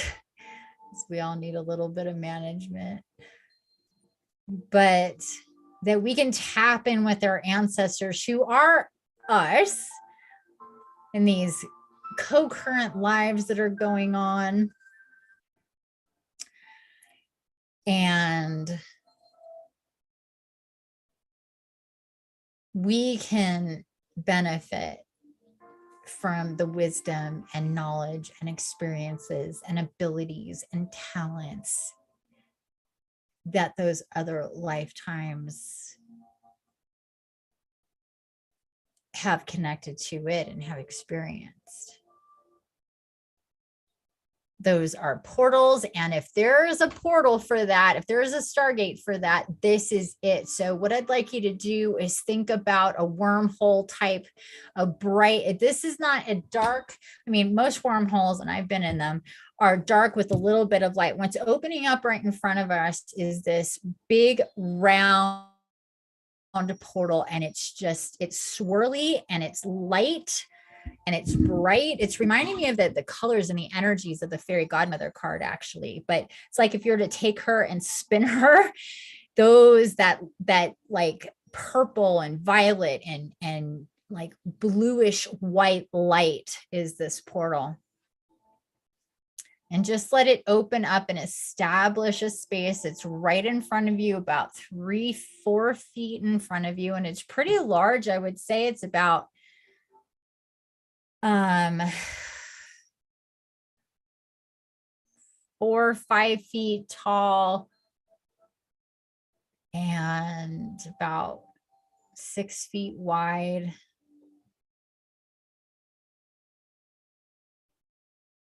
And if you take yourself to the left or to the right, you can see it's not just this opening, but you can see how it goes out like it's a tunnel, it's a tube, like a water slide tube that you can see. So you can see it from the outside and you can see it from the front.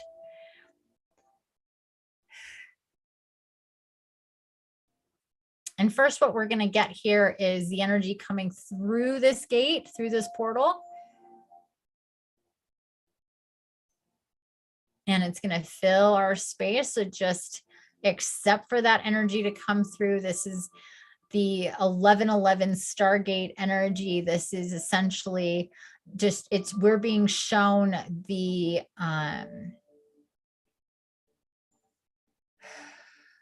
gateway. Actually, it is this light filled gateway.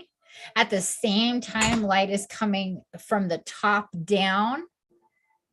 So if there was a spotlight right above our heads and it's coming straight down, and let it flood your space. And then there's also light coming from the bottom.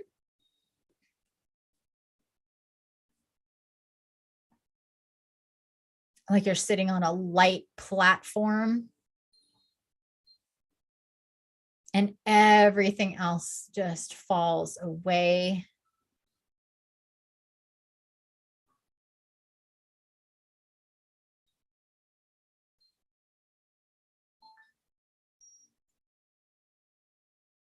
And so this portal door, this gateway, it's saying, I am your future. I am your present. I am your past. I am you and all of the yous that you've been, your infinite soul. This is the portal of divinity and clarity coming through.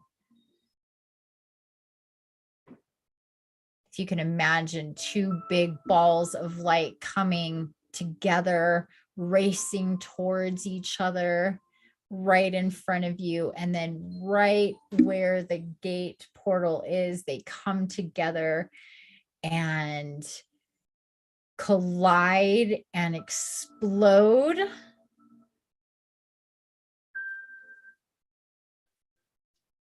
Clearing the energy all around you. And it's just beautiful and bright and white. You are in the center of this now experience and energy. And one of those balls was your past. One of those balls is your future. And we're right in front of this gate in this portal. And you are going to step through intentionally into your future. Think about dissolving illusions and fears, doubt, judgment and shame and resentment for yourself and others. Think of dropping the weight of any and all heavy energy.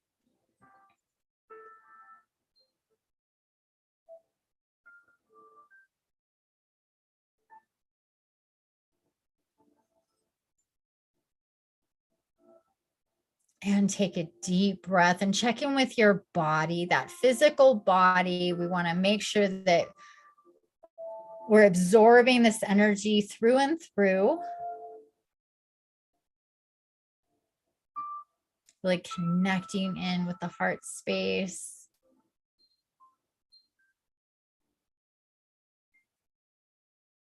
The heart chakra down to the solar plexus, the sacral and the root, and then take that back up past the heart to the throat chakra. A lot of this energy coming through is about speaking our truth, being authentic, showing up for ourselves and for others in the world and for Mother Gaia with as much clarity as we can possibly have, to be an instrument of divinity, the incarnate that you are.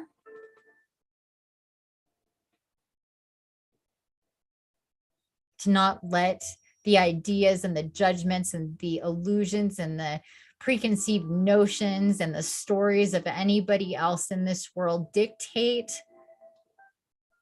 or navigate your path.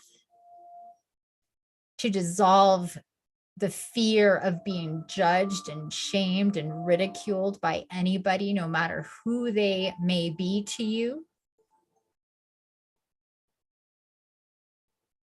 Because through your clarity, through your sovereignty, through the freedom of your expression, again, back to that throat chakra, think about if you're getting tight in here, take the energy that is all around you and pull it into your throat chakra.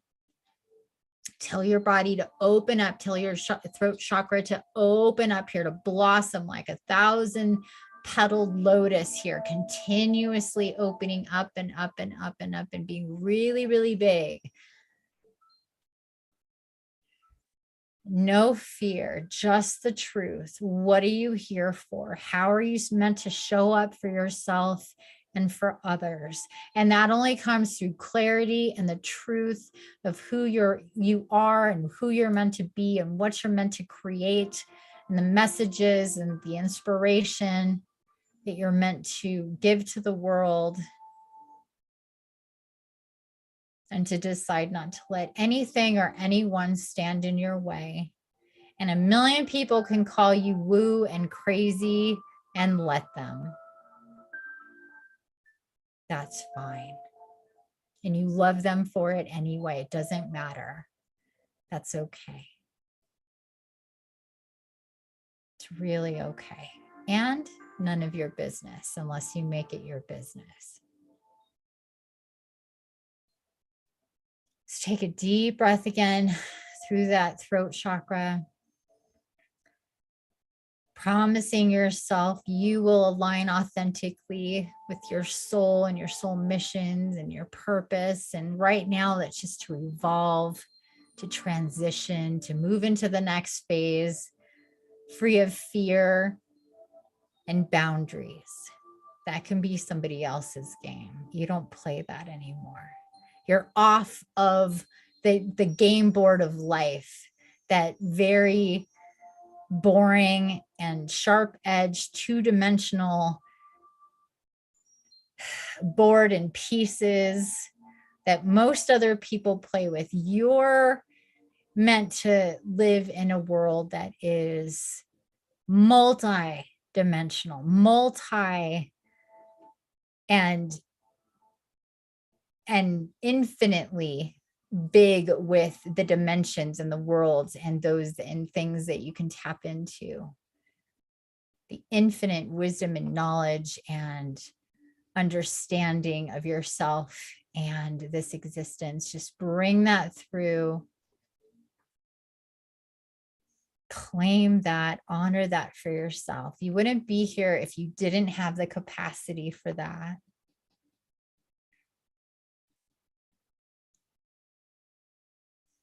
Think about at this time now, how much has changed in your life from just 2 months ago, 4 months ago, 6 months ago, a year ago. Just think about all that's changed in a year. All the growth that you've been through, all the healing that you've done, how different you are, how much stronger you are, how much less fears you have, how much you've invested in yourself, and it's just paying off again and again because you believe and you have faith and you've seen yourself grow. And so now stars are flooding, just being like showered with these big, beautiful gold stars. Let them fall all over and around you and stick to your skin and absorb that gold. And they just keep coming and coming and coming and coming. It's like this celebration, this hurrah, this congratulations. You've done it. Look how far you've come. We're so proud of you. You're an amazing, beautiful, divine being, actualizing yourself, embodying yourself in a way that most people could not even begin to fathom, imagine, and much less experience. But you are to be the inspiration, the glowing light in the world to inspire others to follow the light and evolve and shift and change and be rebirthed. So send out, as you're receiving all these gold stars and you're literally being covered in gold stars, painted in gold stars all over your hair and your face, your shoulders, everything is covered in these beautiful gold stars, and they're being lit up, and they're just reflecting everywhere. Send that energy out to the collective in a 360 degree. On the count of 3, just send it out. 1, 2, and 3.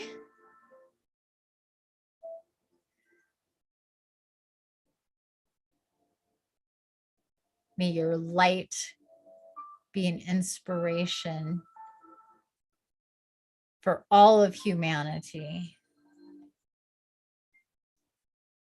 And may you receive that inspiration right back to you, straight to your heart center. So you're reminded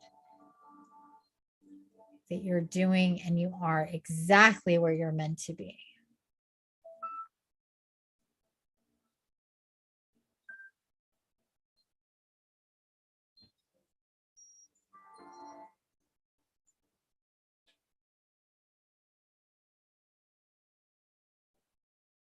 And now going into that clarity energy, thinking about that just to be clear, to be open.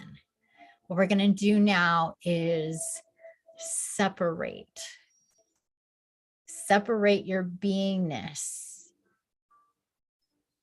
which means that as you sit there as the human, you have a head and arms and a torso and legs. You have all these organs, et cetera, et cetera. But in this space here, in the light, in front of this portal,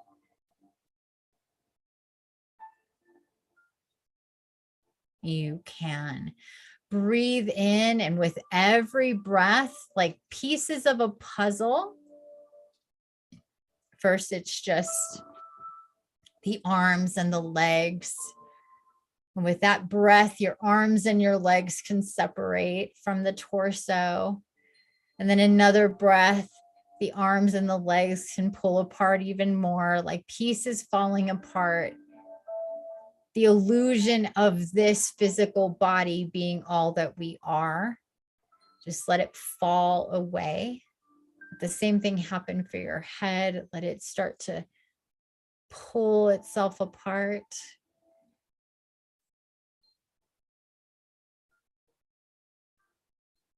And we've got more pieces, and you're just like floating there, these little pieces of beingness that you are, lit up. Now you can just stay these little flecks of light, these little pieces of light can also turn into these beautiful butterflies of all different colors, or maybe just one color. Whatever is naturally happening here, go with that for you. We're not to dictate that.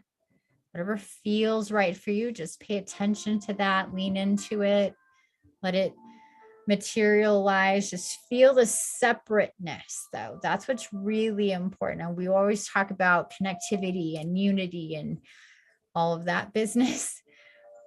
But here we want to allow for the maximum amount of clarity to open up and create just as much space within ourselves as we possibly can. So this separation. And so in this field that you're in, you're floating or you're buzzing or you're flying around, whatever you happen to fractal out as eventually here. Just observe this, play with yourself, move with the light, with the pieces of light or the butterflies that you are. You know how birds in the sky, a flock of, you know, they'll move around and they'll like do this dance in the sky. Do that with yourself. You are whole, even if you're in pieces playing with yourself. Think about all the air and the light that goes between and around each and every one of those pieces. Like just so much more surface area that can be cleared with the light and through the light and with this energy. And just enjoy this here for a second.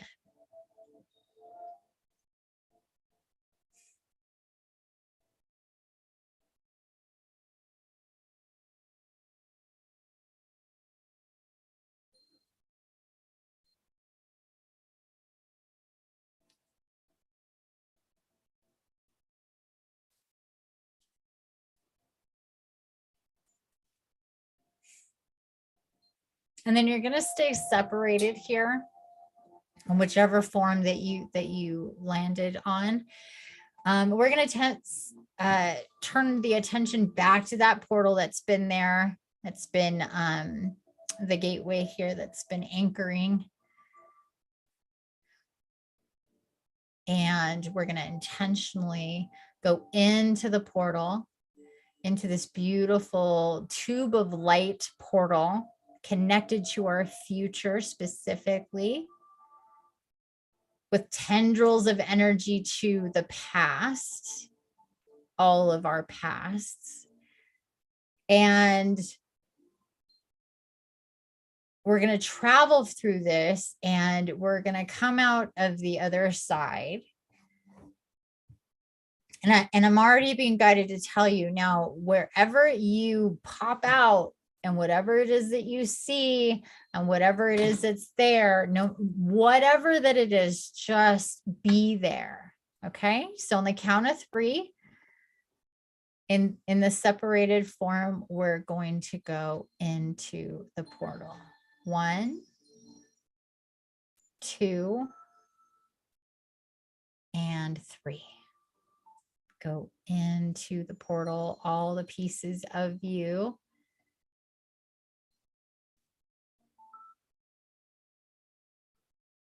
And think about clarity as you go through here. Think about the wonderful ride that is your existence on every level. Think about the trust and the faith that you have in this, that you will be taken to exactly where it is you need to be and what you need to see. All of us divine beings with you, Mother Gaia, all the ascended masters, the gods and the goddesses, the dragons, the unicorn, the fae coming through so intensely. Supporting and loving your journey, and all just holding this space here. Count of 5, we're going to come out on the other side. 5, 4, 3, 2, and 1.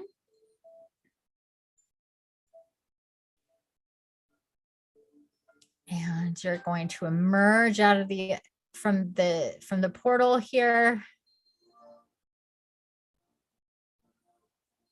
And just take a minute to acclimate to this new space.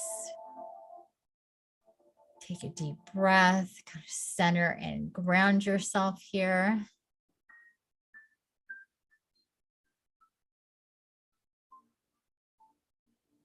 And just take in the scene of whatever it is that you see. Just remember to take note of it, mental note of what it is you see here. What or who, where you are, what's around you, who might be there with you.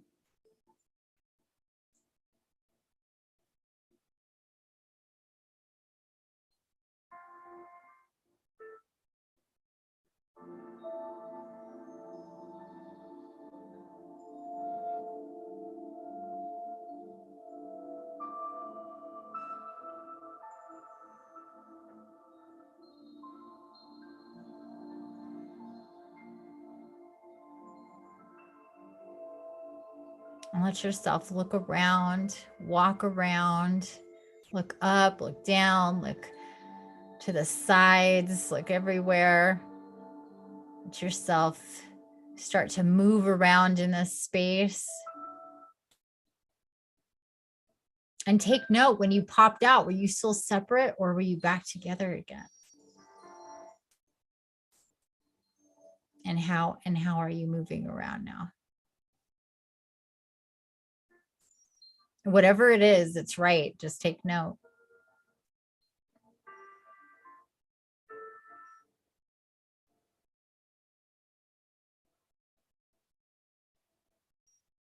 And I am to be quiet here for at least a couple of minutes to let you absorb this space for yourself.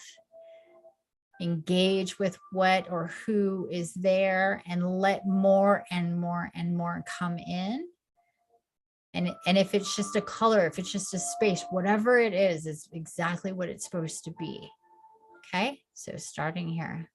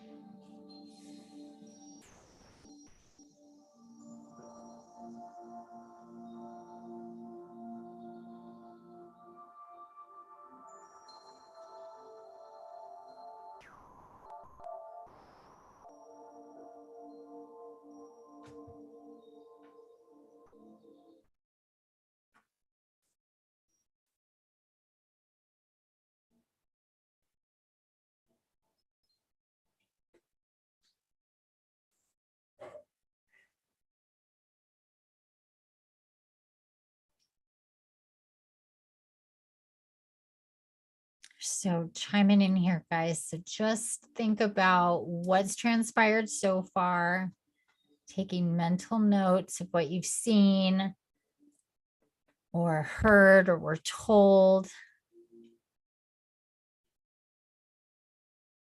Now would be the time to ask for any direction to come through here, through symbols or visuals or anything for yourself through this portal and beyond.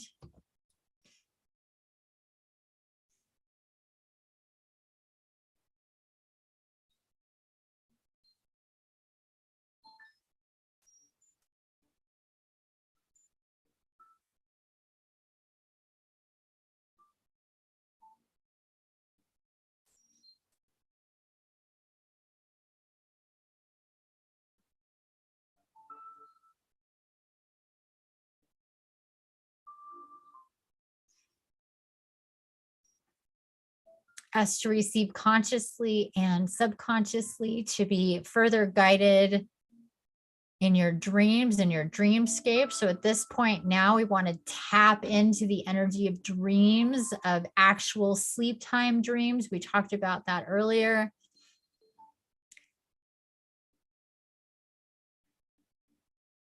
So make it a conscious point and intention to connect and to receive, to help you through your dreams. Being told to create a door here. So wherever you're at, there will be a door that materializes, however it looks for you. And on the door, it says, it's etched on the door, there's a sign hanging, or however it works for you, it says dreams.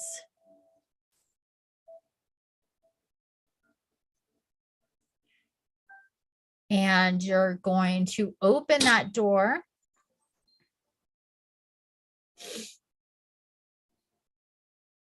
And it's going to be dark and light at the same time, kind of like the night sky in the desert, where it's very, very dark, but very, very bright at the same time.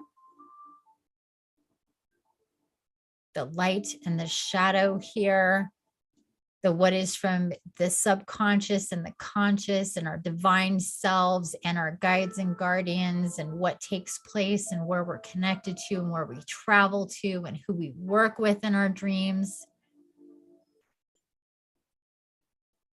And each one of the stars in the sky is another dream that you're connected to, that you will travel within and to and with and join and be and work and play and discover. So look at all the light and the darkness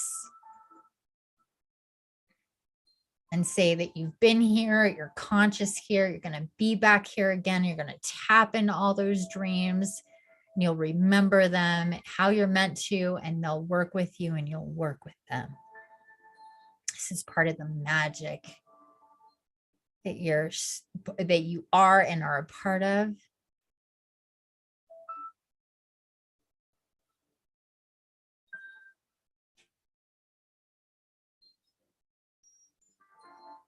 And lastly, the ability to magnetize and manifest and create in that space. Just another level and space to be in through your astral travels.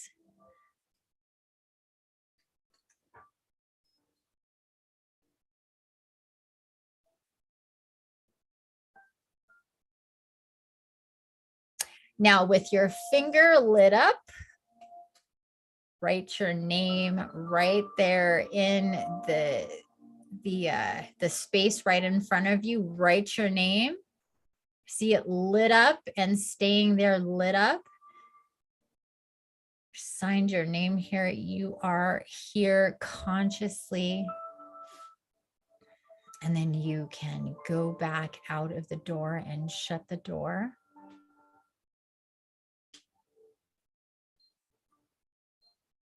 And remember to take anything with you other than what I mentioned there, to remember that as for now. But that is an anchor space. Remember that space, because when you go into dream time, you could, bam, be there. see your name written there and know that that's your space when you're in dreamscape time, and let those dreams come to you and you be in those spaces. Okay, outside of the door with the door shut now. I know we want to stay, but we can't. Shut the door. And again, just how it materialized, it will dissolve right in front of you. But it is real in there and forever for you to tap into. One last time here, I want you to take a look around. I'm going to be quiet here for another minute so you can ask any additional questions. You may not get the answer right here, but you will get the answer. Know that to be true. So it's okay if you ask your questions, be very specific. Ask for what you need as you move forward. No limits. Okay, go.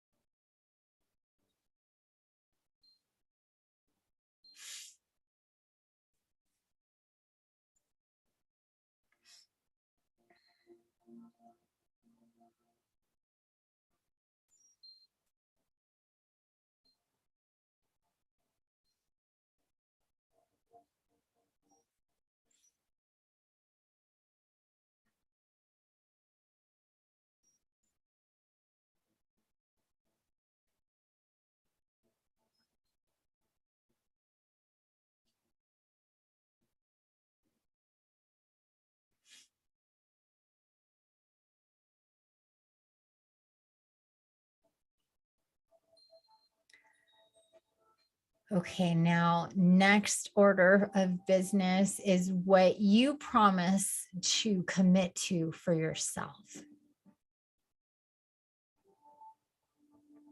What you need to implement or release or to let go of or to create, whatever it is. There's something to commit to here.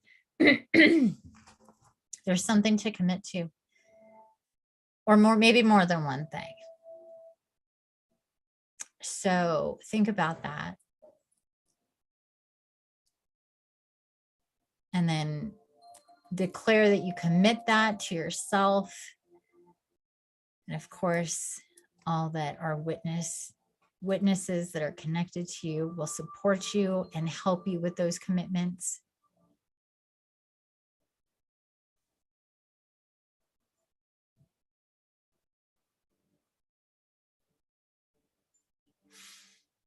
Think about self-care. That's coming through here.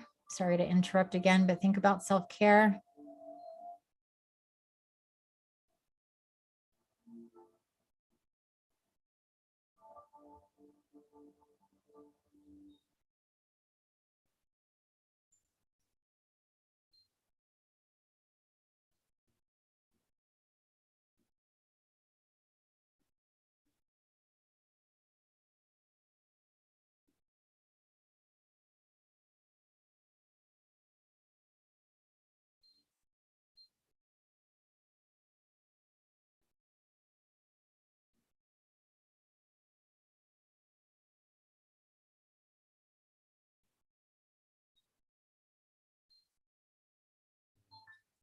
Okay, so a scroll, a very official scroll on parchment is being laid out in front of you, dear one, for you to write down your commitments and sign your name in golden light. This is very serious business here. You're being held to be accountable to this because whatever it is that came up for you that you need to commit to, you know that that is the best thing and what's good for you, right? So write it out on the scroll.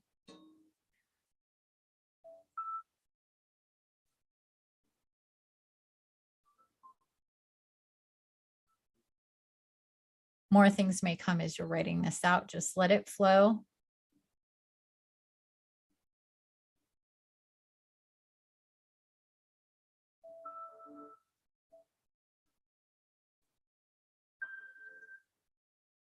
And when you're done, sign your name with with a little happy face or a heart or whatever you want to draw there.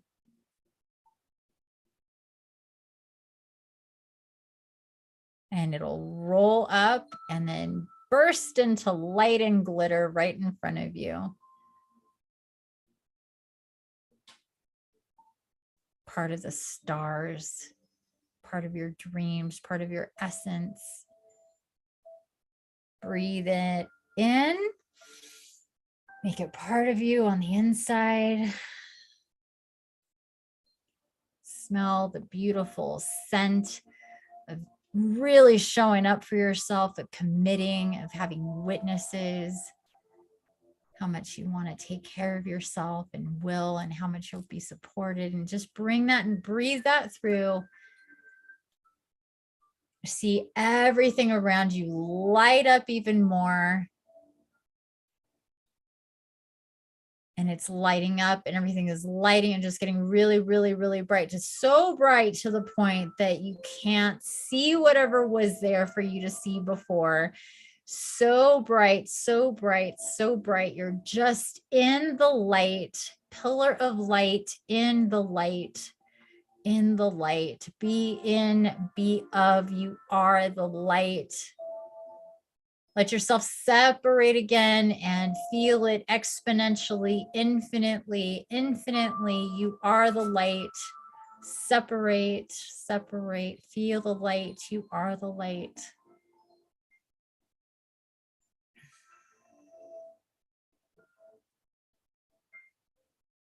So much light and so bright and so clearing and so loving and so supportive. There is nothing but love here. Pure essence of this infinite love light energy. You are it and it is you.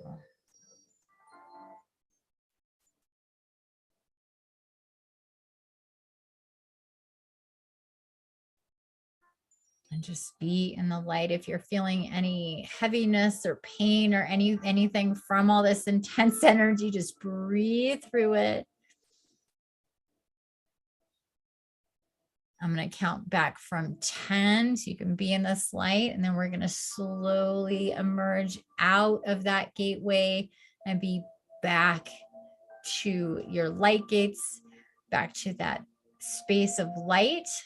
So just be in the bright light here. 10, 9, 8 are kind of being pulled backwards. 7, 6,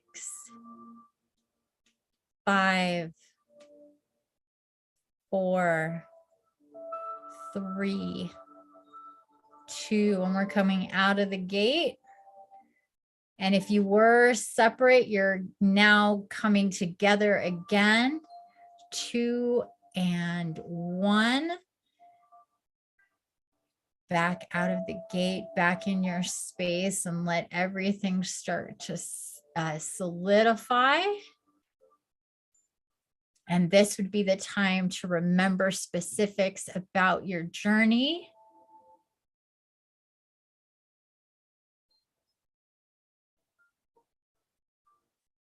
And just feel the warmth and the light all around you. Feel your body stronger, brighter, lighter, more clarity, empowered, magical.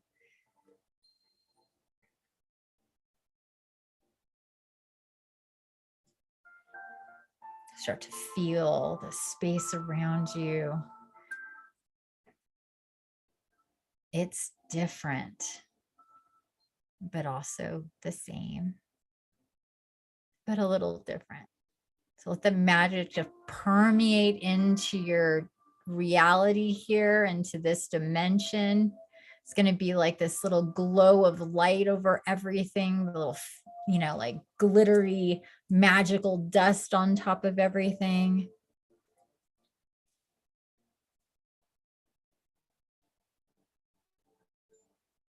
And then after another count of 10, I'll let you do for yourself. At any time after the count of 10, just giving your third eye a little time to acclimate here. Go slowly. Hopefully it's not bright in your space. And when you're ready to open your eyes and join back here in the live. We are going to share whatever pieces that you would like to share once you get back here. We're going to help solidify for ourselves and each other what we experienced. You may want to open and close your eyes a couple times once you get there. Don't rush it. If you're not ready, don't take your time.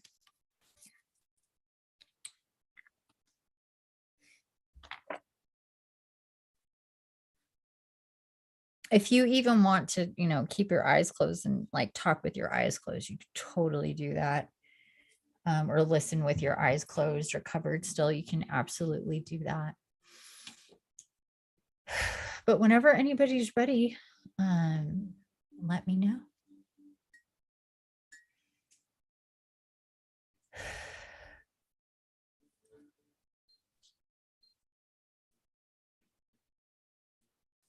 Leticia. Yeah. Hi. What would you like to share? How are you feeling? And what would you like to share? I feel good. Mostly it was just that my hands got really itchy, but they're actually irritated right now because of this energies in general, but they got itchy again. And yeah, but it was really awesome. Good. Yeah, it also it was surprising, but also it made sense to see that. Shall I go into more details? Sure, absolutely. As much as you'd like to. Yes, absolutely. So I was like approaching like a floating island, but it was more also in the shape of a rock, so really high. And when I approached it, then it was like a desert area, but also with some trees.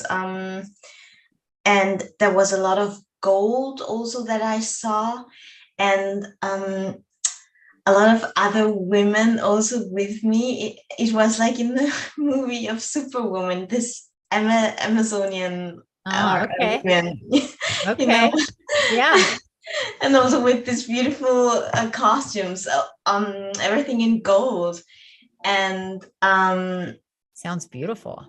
Yeah, and then I found myself also in an area like an arena. I was not alone, so also with other women, but there was also an audience, and we were doing like different kinds of moves, like acrobatic moves also, and it felt like we were training and at the same time performing. So that was really interesting. Yeah, that is interesting. And also I was with like playing and working with wild animals like lions, and I saw also a wolf again. It was really, really cool. That's awesome. I love it. I love it. I love it. And as far as that, when it shifted into the dream thing, was there anything there if that you would like to share? If not, that's okay too. Yeah, I'm confused now. I think it was a dream. Well, there was like when we first came out of the portal, and then there was a little while later when the door materialized to step in to connect to our dreams. If you don't remember that, that's okay. Yeah, That's okay. I thought that was it. Maybe I'll have to watch the replay and That's okay. We Yeah. kind of went a couple, it was like Inception. We went in and then we went in again. Yeah. Kind of thing. But that's okay. Was there anything else that you'd like to share at all about that? Just also the feeling. I noticed a change. So with this irritations and itching and feeling excited, there was a moment there when I felt like maybe you could describe it as coming home or feeling really settled and at peace and That's calm beautiful. also internally. So yeah. That's wonderful. Good, because that's definitely that after all of that, it's definitely to kind of pull us apart and put us back together and get us settled and have us feel that. So I'm glad that you feel that. That's awesome. Thank you so much for sharing, honey. I appreciate that. So glad you could be a part of it. Anybody else would like to share? You're not forced to share, but this is share. a space to share. Yes, Vanessa. So going through the tunnel, I started seeing a blue glittery light. So all I was seeing is my feet moving, stepping, seeing the glow of the blue light. Uh-huh. And then transferring into a dragon, then back to myself, then back into a dragon, then back to myself. I made it out whole.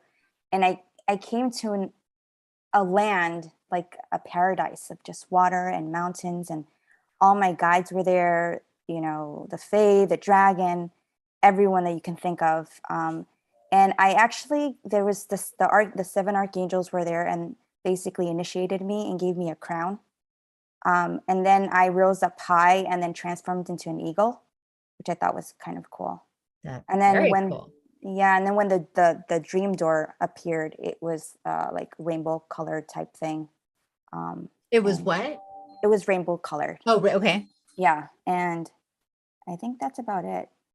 Yeah. Awesome. Sounds fantastic. How are you feeling overall? I'm having a little difficulty breathing right now. My chest feels a little heavy, but I guess it's just from all the energy and stuff. But I feel good. Okay. Just take nice slow breaths and just really intentionally to bring that through, just pulling it through to kind of help ground you and stabilize you. How's your head feeling? Actually, really good. Good. Same way I woke up this morning, like it was quiet. Like I felt no energy. I felt nothing. I was like in a bubble and it felt amazing. And then I went out and it's like, that didn't last long. But now I feel the same way again now. Like it feels really good. Okay, Very good. peaceful. I'm glad to hear it. Okay. Dawn, do you like to share? Yeah, I saw a lot of in color. Awesome. Yeah, the door was really, it was shades of blue and green. And there was a white cloud that said dreams in cursive That's lovely. That's on so the cute. door. So, Anything else that stands out or where you popped out to begin with? You said you saw a lot of color. What do you when I went out, I went out into it was red. That's when you went out where? when I came out of the Oh, okay. there Okay. was red. And then You what were happened? being reborn. She was being reborn, right? That's the red womb coming. I know. Yeah. Yeah. And then how long did it stay red? Did it shift from that or did it just stay that way? It kind of just stayed that way. Okay. Yeah. I had a feeling because I got like kind of like that there would just be like for some people it would just be like color. It would just you'll just pop out in color. So I don't know if you remember me saying that, but I do. I remember you saying that, and it actually felt comforting when you said that because that's exactly where I was. Good. Yeah. Because not everybody is meant to see a whole scene and people and all sorts of stuff. Like it's just whatever it is. And if it's just color, then that's what it is. And I saw a hawk as well. So Oh, awesome. it's been an eagle. So maybe I saw that the same. You saw her flying around. Yeah, I very well may have. Saw Vanessa flying around. Yeah. That's amazing. That was a little bit Love purple. it. That was what? Purple. The hawker was purple. Oh, very cool. I Yeah, and it love was that. more just the face, not like the whole thing. It Yeah, was like- yeah. I love that. That wasn't me. I was gold. Oh, she was the golden one. Okay, so it was separate white. I love that. That's hilarious. All right. And then how are you feeling? Oh, really? I felt very, very, very, very heavy and weighed down, not in a heavy weighed down way, but like there was a lot of energy, Yeah. a lot. And Yeah. it actually stopped about here, like came down over my shoulders and down my arms. It didn't come down. Yeah. I can agree with that. That's how it was like for me. It was just like Like, really intense in the head. And then yeah. Yeah. But you're feeling good? Yeah. Good. All right, my dear Jeanette, do you have anything to share? Hi. Sorry. Hi. Yeah. So when we first started, like my heart was beating really, really fast. Like, and I felt like, oh, this is starting to go everything really fast.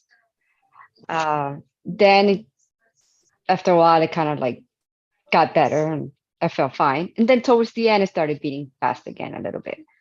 Okay.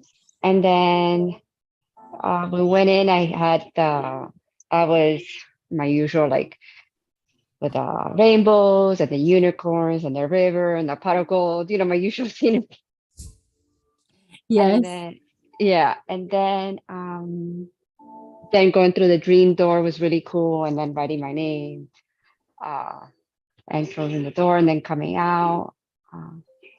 Then I forgot what did you do after? Espérate. Oh yeah, and then writing on the scrolls was really cool too.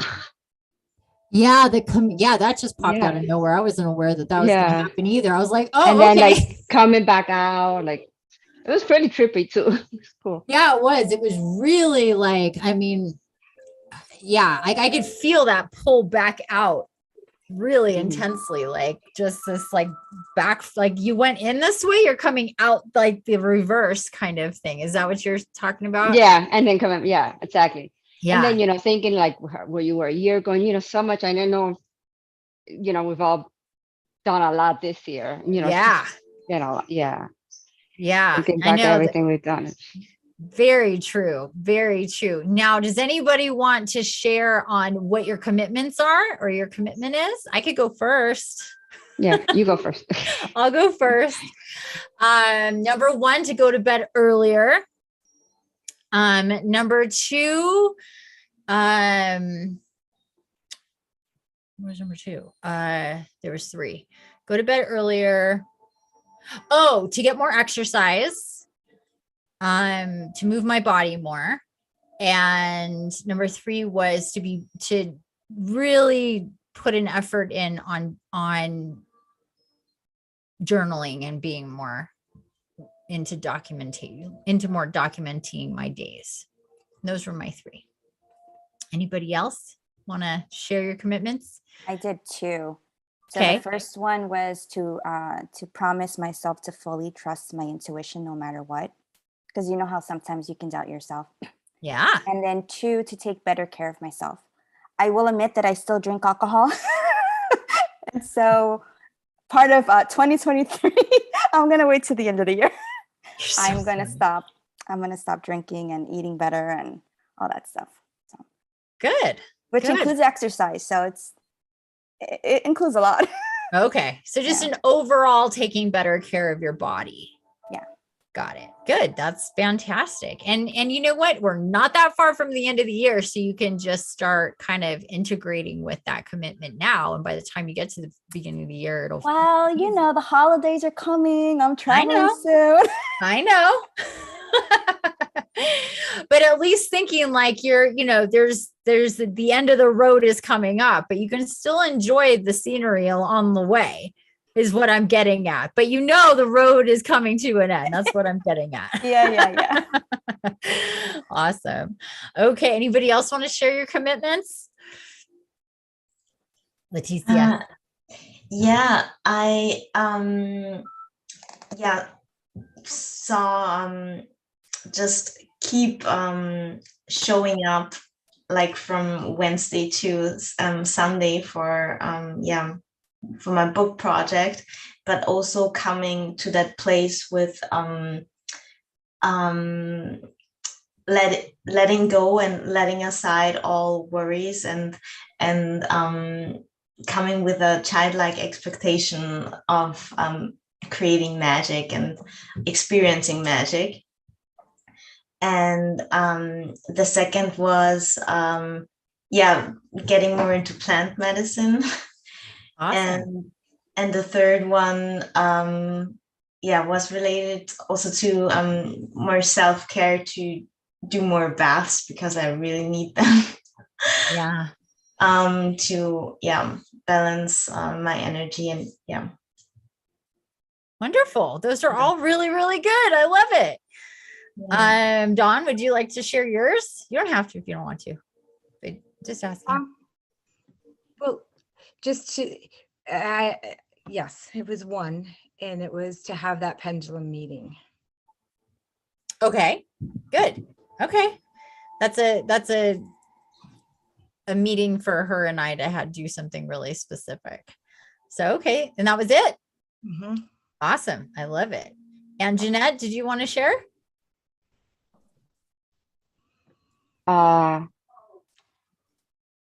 Be more patient with Kalani.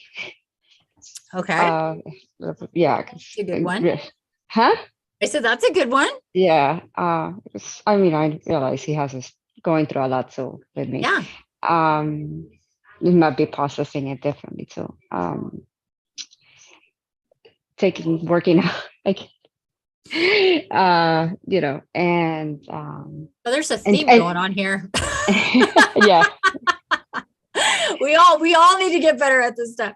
Okay. Yeah. And what else? And speaking my truth, and like just voicing what I want, and especially through these future negotiations and stuff. Yeah.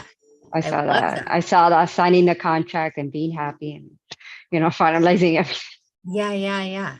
Perfect. All so you guys so do you feel good? Does everybody feel good about your commitments to yourself? Did that to me, that was just like such a great, I loved that. I love that. And it felt really pure, I guess you could say, just really, because we can talk bullshit to other people and to ourselves all day long. I should do this. I got to go to bed earlier, blah, blah, blah, blah, blah, blah, blah, blah. It's just bullshit, because we end up doing the same shit. But this was really like, be serious about taking care of yourself. What do you need to do for you? Because we can have all the guides and guardians, in creation to support us, but we're ultimately responsible for our experience and how we feel in our body and what energy is going on in our mood and our frequency and all of those things. And we know certain things that we need to do to be better and feel better and do better, like going to sleep earlier and getting exercise and not stressing and, all of those things, and having more patience and speaking your truth and what you want, and all of those things that's all the perfect and beautiful. So let all of this motivate each other and ourselves to really be into that and to support ourselves and each other through that. And I guess with that, you guys, we're done. I know this went, of course, way longer than I thought it would, but you guys should know by now. This is what happens, but I hope that you found it to be just exactly what it should be. Thank you guys so much for being here. This is truly magical. So I'm so blessed and grateful to have you all in my life, and to be connected to you, and to do these beautiful travels and get-togethers and oracle reads, and to really tap in with these amazing energies that come through. Seems like every other day, but for so often right now. But really, the next one isn't until the 22nd. So I hope you guys can all join me for the 22nd. We'll be back to close this out and kind of review how our Stargates were. I think that's going to be pretty cool. So thank you guys all so much. I I love you. Are there any parting words? Now is the time for it. I just want to say, Leticia, thank you for staying up so late. I know she's such a trooper. Yeah. Joining in from Austria, that she is such a trooper for being with us. And I'm glad that this was on a Friday so you could do this and sleep in tomorrow for everybody. So yeah, thank you, Dawn, for pointing that out. Our beautiful Leticia is at 4, 5 in the morning. It's 5:15. Yeah. Oh my gosh. Oh, Wow. Well, thank you, honey. And thank everybody. I love you all so much. And I'll be talking to you guys soon. Happy 11/11. Okay, thank you. Good to